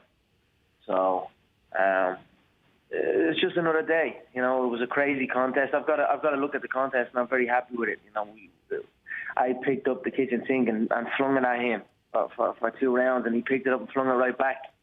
It was a hell of a contest I was involved in. Even looking back at the fight after it, I was like, you know what, that was a damn good fight. I'm very happy with it. I can't wait to do it again. So that's my mindset on this. And you know, people who say those things, the naysayers, people say, oh, this and that, but they weren't with me before. They weren't with me before it anyway. So they're not going to be with me after I get this win back either. So I don't pay attention to them. I'm doing something I love. I'm very financially secure, doing something I love. I'm living the dream right now, so I'm very happy. You've said that you believe, or you've heard, that Nate Diaz weighs around 200 pounds. How do you know this? Well, I've heard, and I mean, I've been training with 200 pounders, people close to 200 pounds, and I estimate up there. I just estimate, you know, because I'm the 145-pound champion, and when I fight at 155, which I have done, you get a little complacent with food, and all of a sudden that 155-pound weight cut creeps up, and it's an actual weight cut, and it's just as heavy as the 145-pound weight cut. So I have no doubt that's probably what happened to him. That 155-pound weight cut is long gone for him, so it's been months upon months he's been eating up, and I'd say that 170-pound weight cut it's now at the creeping up, and it's a little weight cut for him. So, but like I said, I've been training with 200-pounders. I've been preparing for this, so we're prepared to face this man. So I'm happy with everything, my preparation, and that's it. One of the interesting byproducts of that fight has been his stardom growing exponentially, and now he's on talk shows and he's doing a lot more media and he's a lot bigger of a star. Have you noticed this as well? And do you think that this will be to his detriment come Saturday, that now he's no longer, you know, this idea of waking up in the satin sheets and you lose that killer instinct? You may know something about that. You may have experienced that as well. Do you feel like he won't know how to deal with that? I mean, it ain't for everybody, that's for sure. Countless people have crumbled under those circumstances when that type of stuff starts happening. You can't go anywhere. You can't go absolutely anywhere without getting spotted. So, although I don't know how he's handling it. That's only he can answer that. And so I've been focused on my training. I've been training very, very hard, as you can see. I've given fans an all-access look at the work I've been putting in. Everyone can see that I've been working my ass off here, so I'm very proud of that. I'm very proud of the work I've put in for this. And that's it. I'm focused on me right now. How he is handling His situation, I am not interested in. Speaking of the fans, it has been said to me directly by some of your fans that, look, we want to support Conor. We want to be there for his fight. They know that they are somewhat a part of the show, but it's a tough ask to keep going to Las Vegas from Ireland every few months. And I know a lot of them thought that you were going to fight at 200. That didn't happen, of course, and now they just can't come back a month and a half later. Have you heard the same thing, and are you concerned that it won't have that same sort of energy in the building when you fight, when you weigh in, and ultimately the ticket sales won't be the same because those Irish fans of yours, those devoted Irish fans, won't be in attendance on Saturday? Well, I estimate that I'll be fighting in enemy territory this time. Right? Wow. Usually it's been home. It's been home for me. Be it this place with the traveling fans. I estimate. I'd give it. I'm estimating I'm going into a war zone here. That's what I'm estimating. That's what I've been preparing for. That's what I'm looking forward to. But there's many things why the Irish fans can't make it. I mean, the 200 debacle where they took me off that card. I mean, people had already purchased tickets for that, and then of course the European Championships, then the Olympics. There's a lot of stuff going on, and of course I'm an active fighter, man. I fight every goddamn month. I mean, I fight all the fucking time, so. It's getting close for me now that I want to fight back home, that I want to give my fans back home a fight. I've been kept away from my home for a while. Now I understand that it's big business out here, and and that's why we're here. I've got to handle myself too. I can't, as much as I want to perform for the fans back home, and I want to have them shows back home and do that. I've still got to handle my business out here. So, I know my countrymen will be supporting me wherever they are. And I know there will be many here in town, and I know there will be even more back home in Ireland and all over the world supporting me. So I am content with that for now. As far as ticket sales have been good. It's a 20,000-seater stadium. If it was the MGM, it's already sold out. So the ticket sales have been great for such a big arena at this time of year, the end of summer, with everything going on. Well, I'm very happy with it. I mean, we're talking record-breaking again. You know that. You know the pay-per-view buys will be smashed. I've dominated the headline since. I have every game wrapped up. I have the boxing game, I have the wrestling game, I have this game wrapped up years now. What else can I do? I have the game wrapped up. This will break all records, and I'm very happy with it. When you say that, when you say wrapped up, it reminds me of your now infamous tweet, April 19, 2016. I've been wanting to ask you this question since that tweet. As we sit here today, it currently has 162,000 retweets, 174,000 likes, and some change. Where were you when you tweeted, "I have decided to retire young. Thanks for the cheese. Catches later"? I've always wanted to ask you that. Where were you when you actually tweeted that? I was in Iceland, chilling. But exactly where? Like, did you do it on your phone, on the computer? Where did you actually send out that tweet to the... I don't fucking use a computer. I just be using a phone like everybody else. Okay. Straight on the Twitter, boom, boom, boom. I'm out of here. Thanks for the cheese. Catches all that. See ya. Boom. And then off I went to the gym. And then I came out in the gym, and all of a sudden the thing is fucking everywhere. I was like, oh, shit. But, did you expect that? We were in Iceland, isolating ourselves. We were doing what we do, training and studying to whoop somebody's ass. That's it. I have access to a phone, and my phone has access to millions upon millions upon millions of people. So, but it was all, that was another crazy experience. This life is a roller coaster. There's many ups and downs. But I mean, you gotta look at it like this. Who doesn't love a roller coaster? I mean, who wants to be just on a flat ground going through life? So, I've had a great journey on this journey I'm on, and long may it continue.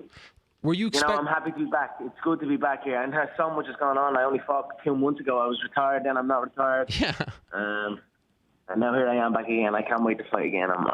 I'm loving life, and I'm looking forward to this contest. Was a part of you shocked at the reaction? I mean, world news was talking about it, BBC, that it turned into what it turned into, that tweet, and then the up and down and the empty chair at the press conference, that it turned into this sort of soap opera, and every single hour it was twisting and turning. Were you surprised that it became what it became? I tell you what, answer me this, Ariel, were you entertained? You know what I mean?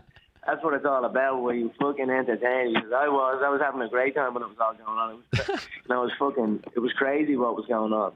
I think that this age that we live in is insane. I mean, the access that we can have and the things that can blow up to from nowhere to everyone. You know, I'm in Iceland in the middle of nowhere in my room. I have to go training, and I can reach millions upon millions of people in the blink of an eye. I don't know. I'm fascinated by it, and I think that's one of the reasons why I wanted to set up this news site, and I wanted to go into that side of things because I feel there's opportunities to capitalize on. You know, I think with this day and age, and with I mean, all the news is me anyway. Most of this damn news is me. I've created all these. I see a lot of sites, right? All these news sites that come up, and it's actually my traffic and my stuff that's actually made them into a legit news site. For the most part, and not your one, but your one a little bit. You're Shaun Al. I help that a good bit, but not specifically your one. But there is a lot of them that literally are just about me. So I was like, hang on a minute, man. If these guys are building stuff up and making money, well then, you know, I'm gonna build it up and I'm gonna make a little news empire. And I honestly feel like I'm at the foot of this. If I play this right, it can go big. Like I'm only what age am I? 28 years of age. I'm only a young man. So I'm looking to capitalize on all opportunities in this new social media age. I mean, we don't even watch TV. Who watches TV anymore? I mean, there's 40 TVs in this house, and none of us in the house, there's about 20 people in the house, none of us have had the TV on once. So, I mean, it's a new age, and I'm just looking to capitalize on it. And I think all the experiences I've had through the retirement thing, the 200, just everything throughout my career on this damn internet, I've learned from it. I've learned that there's power in this. If you capitalize correctly, there's power. I mean, you look at all these bum fighters. They're getting they're giving over their accounts to these bums, clickbait sites. Like, I forget the name of some of them even, but you see they post these stupid articles all the time. It's like they must be getting like a little monthly wage or something. Well, you're an employee then. You know what I mean? I want to be the leader of this and create my own one and go and make it big and make it correct. And that's what I'm trying to do right now as well, on top of everything else. And I'm enjoying it. It's just another thing in my life now that I'm enjoying. These videos we've been creating, these are like goddamn Oscar award-winning movies we're giving you. Quick, and they're coming out quicker than the Embedded. I know the Embedded guy's here now, and the first one got released, so I'm looking forward to seeing that one. See how that's going to look compared to my ones. But I mean, I'm really enjoying what we're doing here, and we're giving fans an all-access look at the camp, and this is just a start. Who knows where it's going to go from here? But I'm enjoying it very much. And the name of that website, by the way, we should probably share that, is themaclife.com. Your YouTube. You know what? You don't even got to, Ariel, because everyone on this call already knows the name of the Mac Life, yeah? All right. Fair enough. I was just trying to help you out, my man, but fair enough. No, I know. I'm only messing with you. That's good. Thank you. And I already told you we've got contracts drawn up for you. I might take you on board the Mac Life, take you out of that MMA fight. Yeah, well, come on board the real team, the winning team. Well, you can certainly have a chat with my agent, and if the dollars make sense, then we'll get it done. Well, we'll be in touch. Conor, were you prepared to walk away, though? For real? Were you okay with that, or was that just part of a whole game? You know, if it came down to it, I would have. But, I mean, good luck trying to keep an Irishman from a fight. You know what I mean? I wish I would have slapped somebody with the way it was all going down, but fuck it. You know, I was happy. You know, when it all kicked off, I was like, for a while, for a couple of, I think, how long did it even go on for? A couple of days or something. For a day, maybe I was like, you know what, fuck it, I am retired. Put the feet up. I did that night. Had a fucking drink, went out. You know what I mean? I was like, fuck everybody, I am out here. And then, you know, everyone's like, oh, you got to do this, you got to do that. It's best to speak out. And then it kind of got a little bit more serious. You know what I mean? Then, whatever. It was a crazy experience. But if it came to it, I mean, fuck it. I'd have a knock somewhere else. I don't know what would have happened. But like I said, I'm comfortable, Ariel. I mean, win, lose, draw, whatever happens, I mean, it's shrimp spaghetti to start for me for the rest of my life. So I mean, I'm eating good for the rest of my days.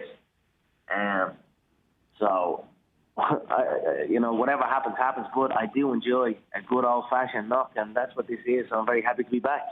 You referred to UFC 200 earlier as a debacle, and I think a lot of people would agree, certainly in the aftermath.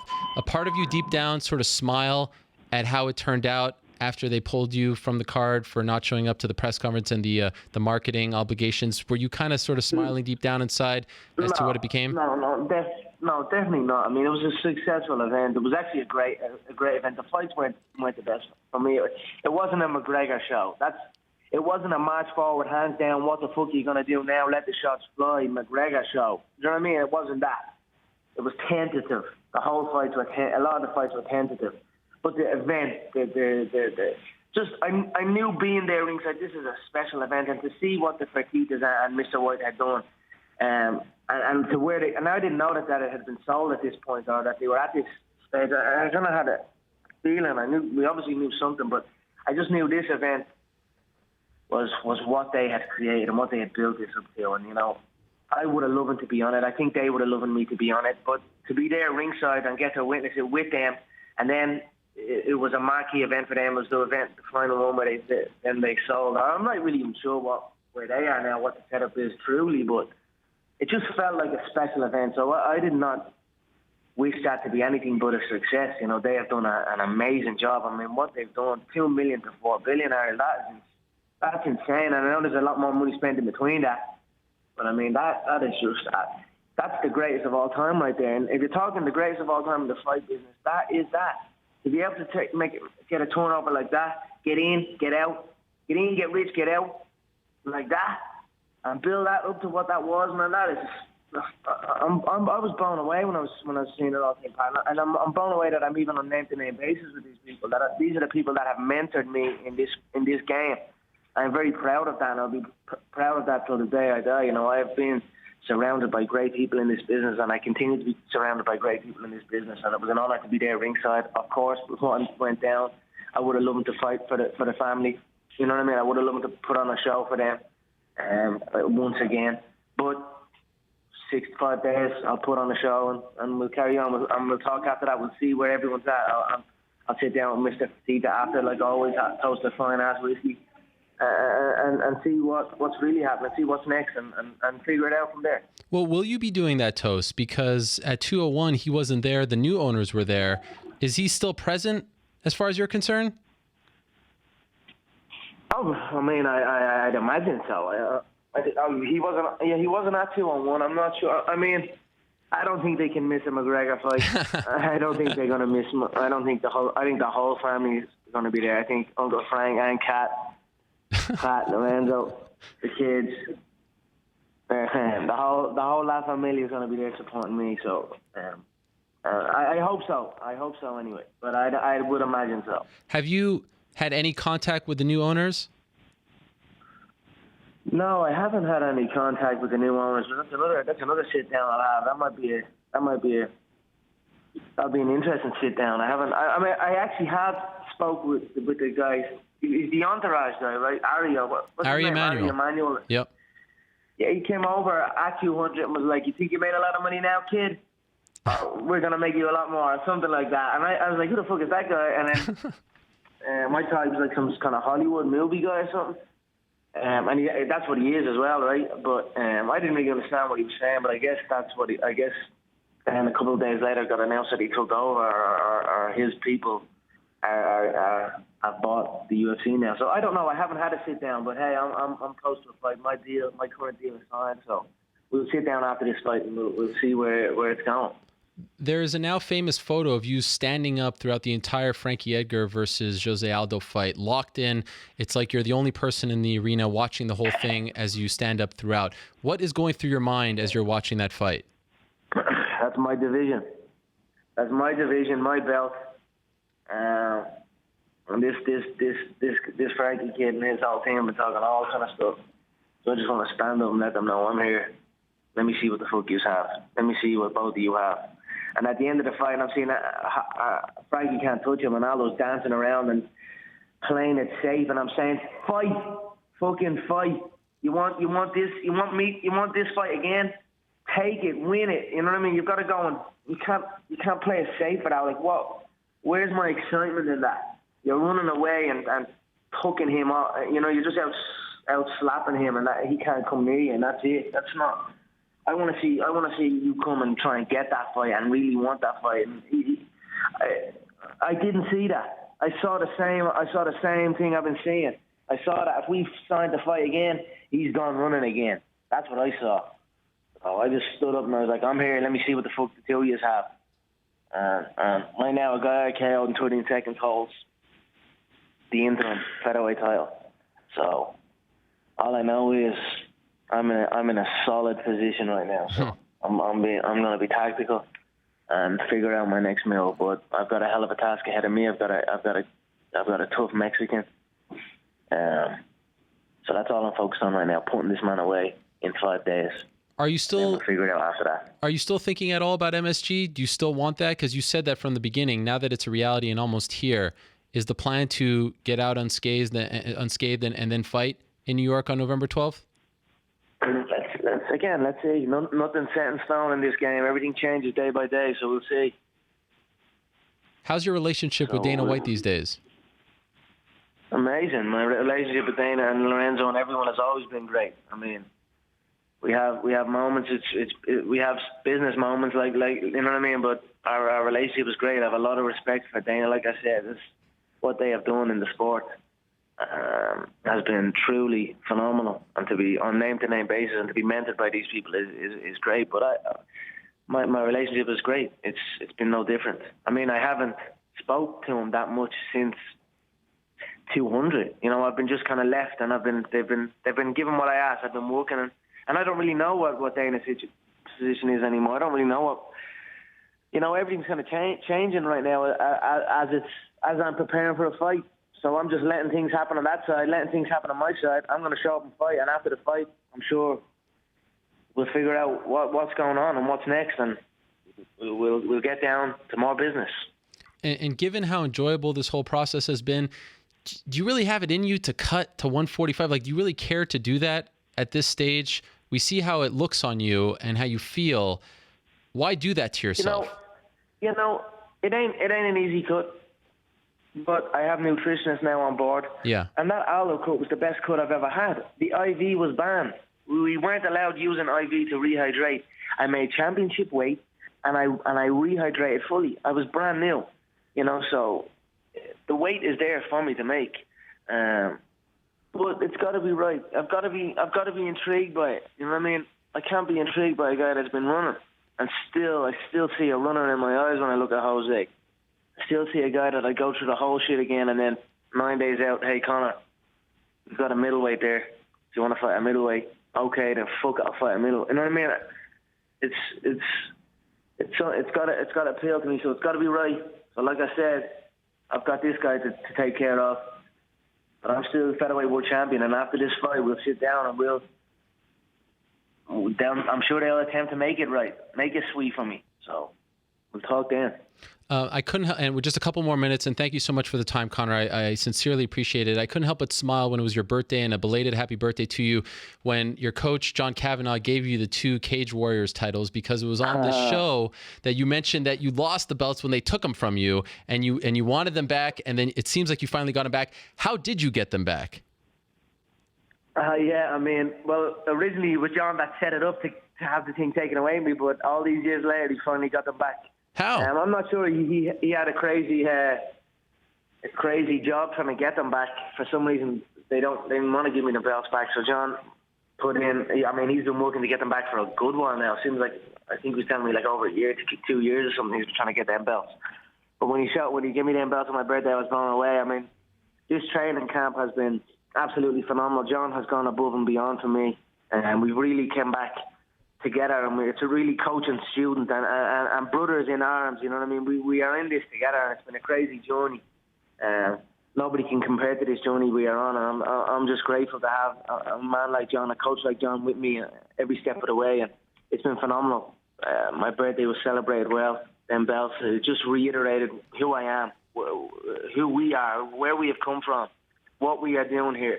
I just put everybody in a solid mindset, and we have been in that solid mindset since. So it's been a phenomenal camp, and I look forward to having a phenomenal fight to represent my coach and my people. Speaking of that, as you know, the lightweight champion is talking about you a lot these days, Eddie Alvarez. Are you still wanting to get 2 belts simultaneously? Is that still something that you want to do? Yeah, I mean, yeah, of course. I truly feel I would have the 2 belts right now. If the Sanyos showed up, he would have been sleeping after them shots. That's no question. That's no doubt. Right now there's a new champion. He's a bum as well. He's a novice. He's a novice on his feet, swinging shot, overhand. He's just a wrestler with an overhand as well. And the novice is where I come from. And that's the truth of it. So, we'll see about him. We'll see. There's a lot. Like I said, there's a lot of options. They're all begging for it. They're all begging in their own unique way. But make no mistake, it's begging. They are all begging for this. They're all begging for what Nate got. I mean, look at Nate. He went from 20 to 20. Now he's talking big money. So they're all on their hands and knees begging for this. So, like I said, I'll have this fight in 5 days. I'll sit down with Mr. White, the new owners, Mr. Fertitta. I don't know who the fuck I'll sit down with. I'll sit down with somebody to see who the fuck is next. But that deal better be sweet. And then we'll figure it out from there. When you heard that $4 billion number, did you kind of think to yourself, man, I should be getting more? No, I'm simply over the moon for them. I mean, to see the work they put in and to see what they've done, I was inspired by it. Oh, absolutely inspired by it. The biggest sports sale in history. Yep. A little sport that they laughed at. They laughed at this sport. Everyone ridiculed this sport. You know what I mean? This sport wasn't even a sport. And now all of a sudden, with their guidance, it's the biggest fucking sports franchise in the world. So I took inspiration from that. That is motivation right there. And I have nothing but respect for the Fertittas and Mr. White. Like I've said many times, it is. I'm sure they don't know what's going on either. I'm sure they're thinking in their head. Like I read an interview, or I listened to Dana on a talk show, and he was like, after the sale, I locked myself in a room and I didn't know what the fuck was going on. I'd say he didn't know what was going on. I was laughing at that. But I'd say, I mean, you've just got to take your hat off to yourself. You've got to give yourself a pat on the back. The amount of work that man has done, the amount of work the Fertittas has done, to get that number, to build that up to what, I mean, the UFC is them. They did it. So fuck me, man. I was just motivated by that number. And you're damn right, I want a piece of that pie. No, let's not get it twisted. I like pie too, so I'm coming for that. I'm coming for some of my pie also. But I took motivation in that sale and that number, and I like I said, I think I played a nice role in that number. I mean, what was it? It was estimated $2 billion at one stage. I mean, before I came along, I remember when I first started getting in, this is a $2 billion franchise. I remember hearing that a couple of times. And now, since I came along, now it's $4 billion. So, and if the year before it was sold as my year, numbers wise, I mean, I played a nice role in that too. So, the number motivated me. So that's what that done. Two last quick things. Are you surprised at the reaction from the WWE stars to your throwaway comment? Were you surprised at how many of them reacted to it the way they did? No, I'm not really. I mean, they're an emotional bunch of guys there. They're scared of the real man. Let's be honest. That's just what it is. This is the real shit, and that's the fake shit, and they're just scared of the real man. That's just the way it is. I just felt like I spoke truth. They are little dweebs. Let's be honest. Those new guys. There is a couple of OGs in it, but the majority of them are dweebs. So. That was it. It is what it is. Either way, I know I'm laughing straight to the bank with it. So that's it. Tell all them dweebs to tune in UFC. Actually, don't even tell them. You know they're tuning in. You know they're tuning in this Saturday, 2:02. I can't wait to see the numbers after this and giggle my way to the bank lady. And final thing, Conor, I'm just wondering, because when we were told about this fight, we were told that you... Is that the giggling? What? Is that you giggling to the bank? That was me giggling to the bank lady, yeah. Okay. When we were told, oh yes, the 50 Cent song, right? When we were told about this fight, it was you're obsessed. You have to run it back. You have to run it back. You have to get this one back. It has to be the same stipulations and whatnot. In a way, is this a byproduct of your success? Meaning, when you lost to Joe Duffy in 2010, would you have liked to have run it back? Is that a part of your sort of OCD mentality that you need to get it back right away? Back then, you didn't have that clout. Now you do have that clout, and that's essentially why this is happening now. I'm just a competitive man. I want to compete. I want to challenge myself. I don't want easy fights. I don't want to cherry pick nothing. And that's it. I'm looking to challenge myself, and that's it. Here we are again. It's good to be in a position where I can do this. But you know, you win some, you lose some. But we always learn, and that's it. So I've learned. I feel I've learned a lot, and I'm looking forward to Saturday night to come and show it. Win or learn, as your coach says, right? Yeah, booking stars now. Yeah. Conor, thank you so much. I appreciate it. Scoop that one up, Ariel, and you'll know reading that one. You'll know reading that book. Because when I read it, I was actually blown away by John's book, because I didn't, you know, when you hear him talking about how his mindset is and how his coaching is set, it's like, man, this is no Sunday league shit. This isn't like your average Sunday league coach, the way he's thinking. So I took great motivation in reading that book, and I realized that I have a special man, a special coach on my side here. So I was very happy with that. So you can read that also. Oh, I have it right behind me, and he was on the show earlier. I am in the process of reading it and have enjoyed it immensely. Also, trust me, read it. That ain't Sunday league shit. No, I know. That ain't your average coach. You know straight away when you're reading it. It has been fun being on this journey, watching you from your first UFC fight up until this point. I know the journey dates back well before that, and that's what the book details quite nicely. So I do suggest checking it out if you are a fan of Conor McGregor and just want an inspiring story as well. What a treat this has been, Conor. Months in the making, and I really appreciate you taking some time out to join us. It has been a minute, but you certainly lived up to it once again. Thank you so much for the time. I look forward to seeing you in Las Vegas, and I wish you the best of luck on Saturday night. Thank you, Ariel. I appreciate it. It's always an honor getting on and speaking, and I'll send those contracts over for the Mac Life shortly. Check them out. I will. Come to the Mac Life with me. I look forward to. You know what they say: if you ain't macking, you ain't stacking. Thank you, Conor. There he is. Thank you. If you ain't macking, you ain't stacking. That's good. That's a good tagline. I like it. That was fun. Great to hear from him again. Like I said, it had been a while. The first time it was with blueberries, no pots to piss in. Then we evolved. We had the Cole Miller situation, the back and forth there. What else did we have? We had rehab. We had post-Brimage, pre-Brandao, pre-Steve Collins with Steve Collins, pre that fight. Which was that fight? Max Holloway, right? We thought it was going to be Andy Ogle. It's been a fun 3+ years. It really has. And Saturday night is a big one for him. He's asked for this. He asked to put it on the line. He asked to run it back, as they say, and he's getting exactly what he asked for. Conor McGregor is fighting Nate Diaz on Saturday at 170 pounds. It came together in just 11 days when they fought at UFC 196. They get a full training camp this time. They get a lot of ups and downs leading up to this point. What a long and winding road it has been, but we are finally here, 5 days away from one of the most anticipated fights in UFC history. Exhausting. An emotional roller coaster, but here we are. It's going to be fun. Any final words, Mr. New York Rick? Someone from an unknown number keeps calling me throughout the damn interview. They keep calling me, and they're calling me right now. I think you have to answer it on air. Let's do it. Hello? And they just hung up. That's a lot of fun.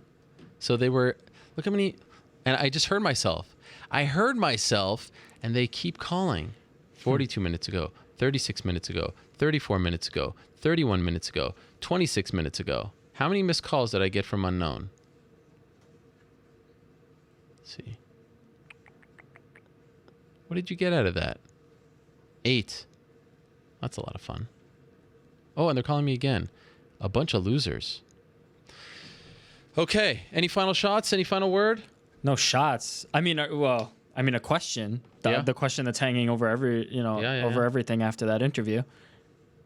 Can you break the news? Are you going to the Mac Life? Listen, I'd like to just tell you guys, after long consideration with my team, I'm taking my talents over to the MacLife.com. How would you describe Conor McGregor today? Is it a subdued Conor? Now, this has been a topic that's you and I have discussed on this show for years now.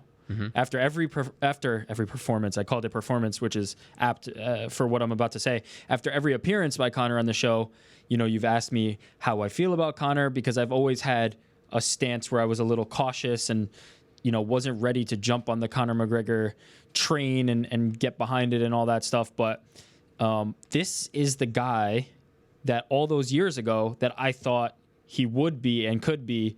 And I think this is the most authentic and entertaining version of Conor McGregor that we'll get. Is this one right now. The rehearsed punchlines and going over the same kind of shtick, you know, essentially doing Chael Sonnen's act like he used to was great, and it got him exposure, and I think it was necessary at the time. But I think that right now, this very powerful, a little more stoic, you know, always willing to speak, but not always trying to get in front of a camera and you know, do a rehearsed line, is the Conor McGregor that I personally like, and I think it's the right mind frame for him to be going into a fight. So yeah, he does seem to be in a great place, right? I think that this is a much easier thing to sustain when you can be yourself, when you can be authentic. But him being authentic does include trash talk. I don't mean, and I never did mean for him to put that part of it away or to the side. But there was a bit of it that seemed like a routine, that he was turning his character up. You know, there's the old analogy that people make about, you know, wrestlers and all these other people where they turn themselves up to 11. I felt that he was turning it up to 15. And this version, I think, is prepared for battle, and I think a much more compelling character. That's how I'll say it. Maybe not more entertaining, but much more compelling.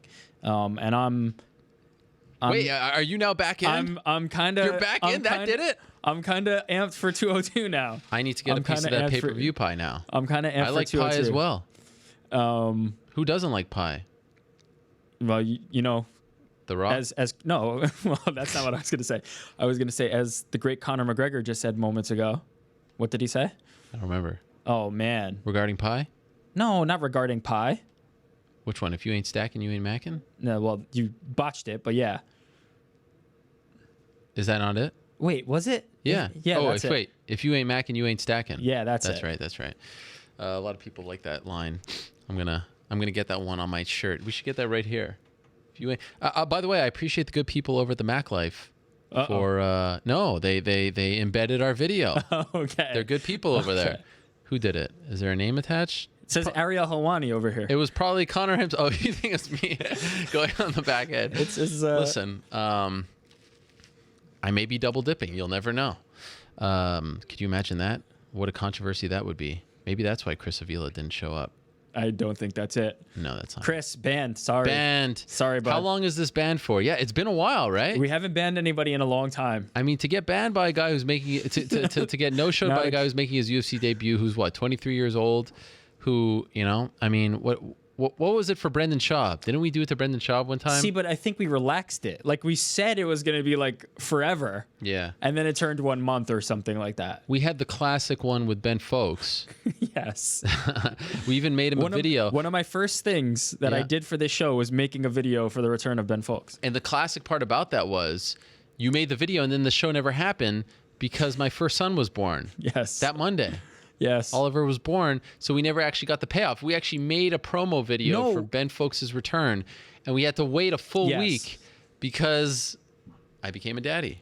Yes. Then we showed it, but yeah, you're right. We did have to push the programming. It was good. It was a good video. It was the I'm coming home. So officially, it's Nate Diaz plus 110. It's Conor McGregor minus 117. First things first, are you surprised that he is the favorite? That Conor is the favorite? Yeah. I'm not.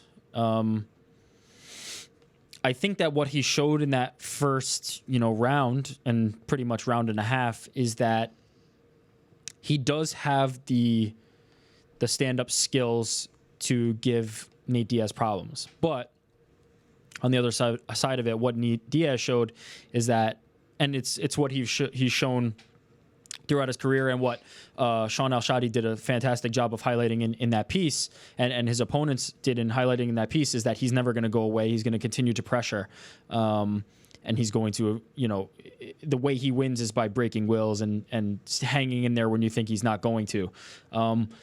I think, man, it's tough. I don't think that we're going to end up with the same kind of fight. I think Conor McGregor is going to be much more measured, and I still think he's going to be chasing the knockout. I still think he's going to be trying to load up and put power into his punches and take Nate Diaz out. I don't see him, dancing around trying to get a decision, outpointing Nate Diaz, because I don't think that's an effective strategy. I think Conor being a favorite is rightful, even though Diaz won, and we've seen this before. This is not the first time a guy who's lost the first fight was a favorite in the next fight. But I'd say it's probably just slightly closer to even money than this if I was capping it. What's your pick? Who's your pick? Man, I was so sure Conor McGregor was going to win the first one. Could not have been more wrong. I think McGregor is going to get it done and set him up for all these incredible fights that he had in his mind already. I think McGregor is going to get it done. I'm not sure how. I feel like you just said the opposite at the beginning of the show. Am I crazy? No, what did I say? Did this interview really change you? No, what did you think I said at the beginning? I feel like you said that Nate was going to win when we were talking. Am I wrong? No. I never said that.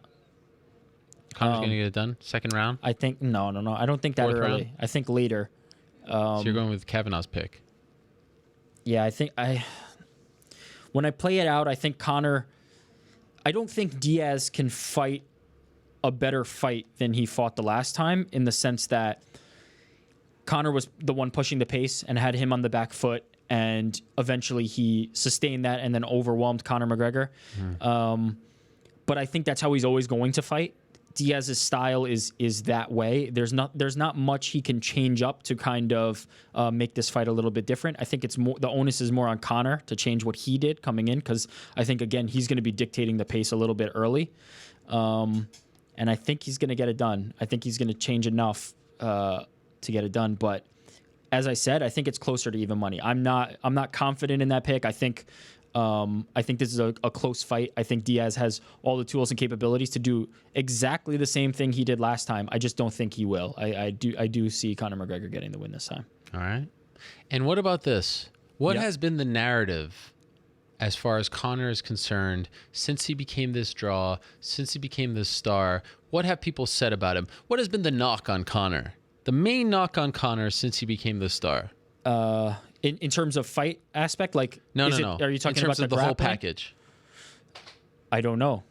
That he's too egotistical. I'm not sure. What is it? Well, it plays into that it's all about him. That he thinks he's the man. That he shows up an hour late. That the press conferences start late because of him. That it's all on his terms. That he wants more money. That he wants this. That he wants that. He wants this. That's all been the chatter, right? Yep. On the MMA Hour, what time was he scheduled for? 4 p.m. Eastern time. What time did we get him?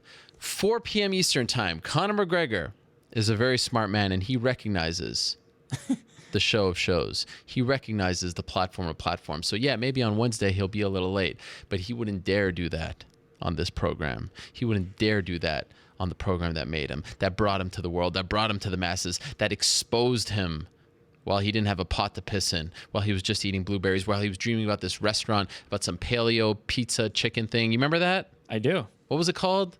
Oh, yeah. Like, I'm going to pull that one. Good times. It was nice. Felt like, old friends catching up again. There it is. There it is. I mean, I can't cut a better promo than that, so let's dip out on that one. All right. Godspeed. Assalamu alaikum, my brother.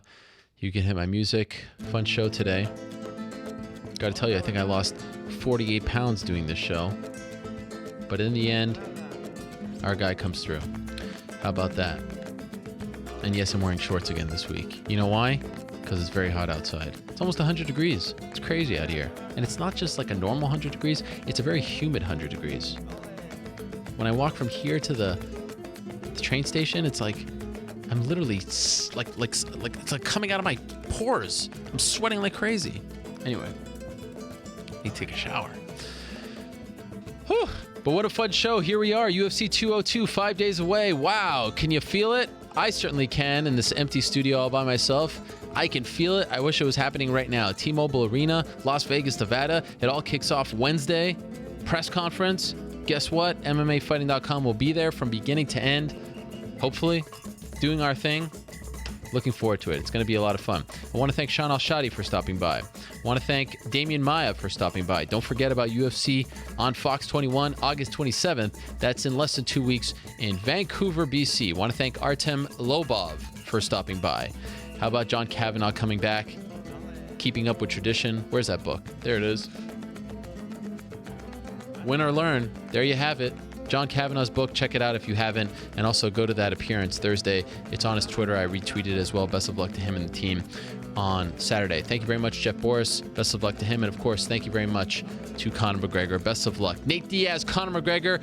Fight week finally here. Thank you so much for watching the show. If you missed it, iTunes, Stitcher, YouTube, all that good stuff and more. Same time next week. Till this episode. Samaria.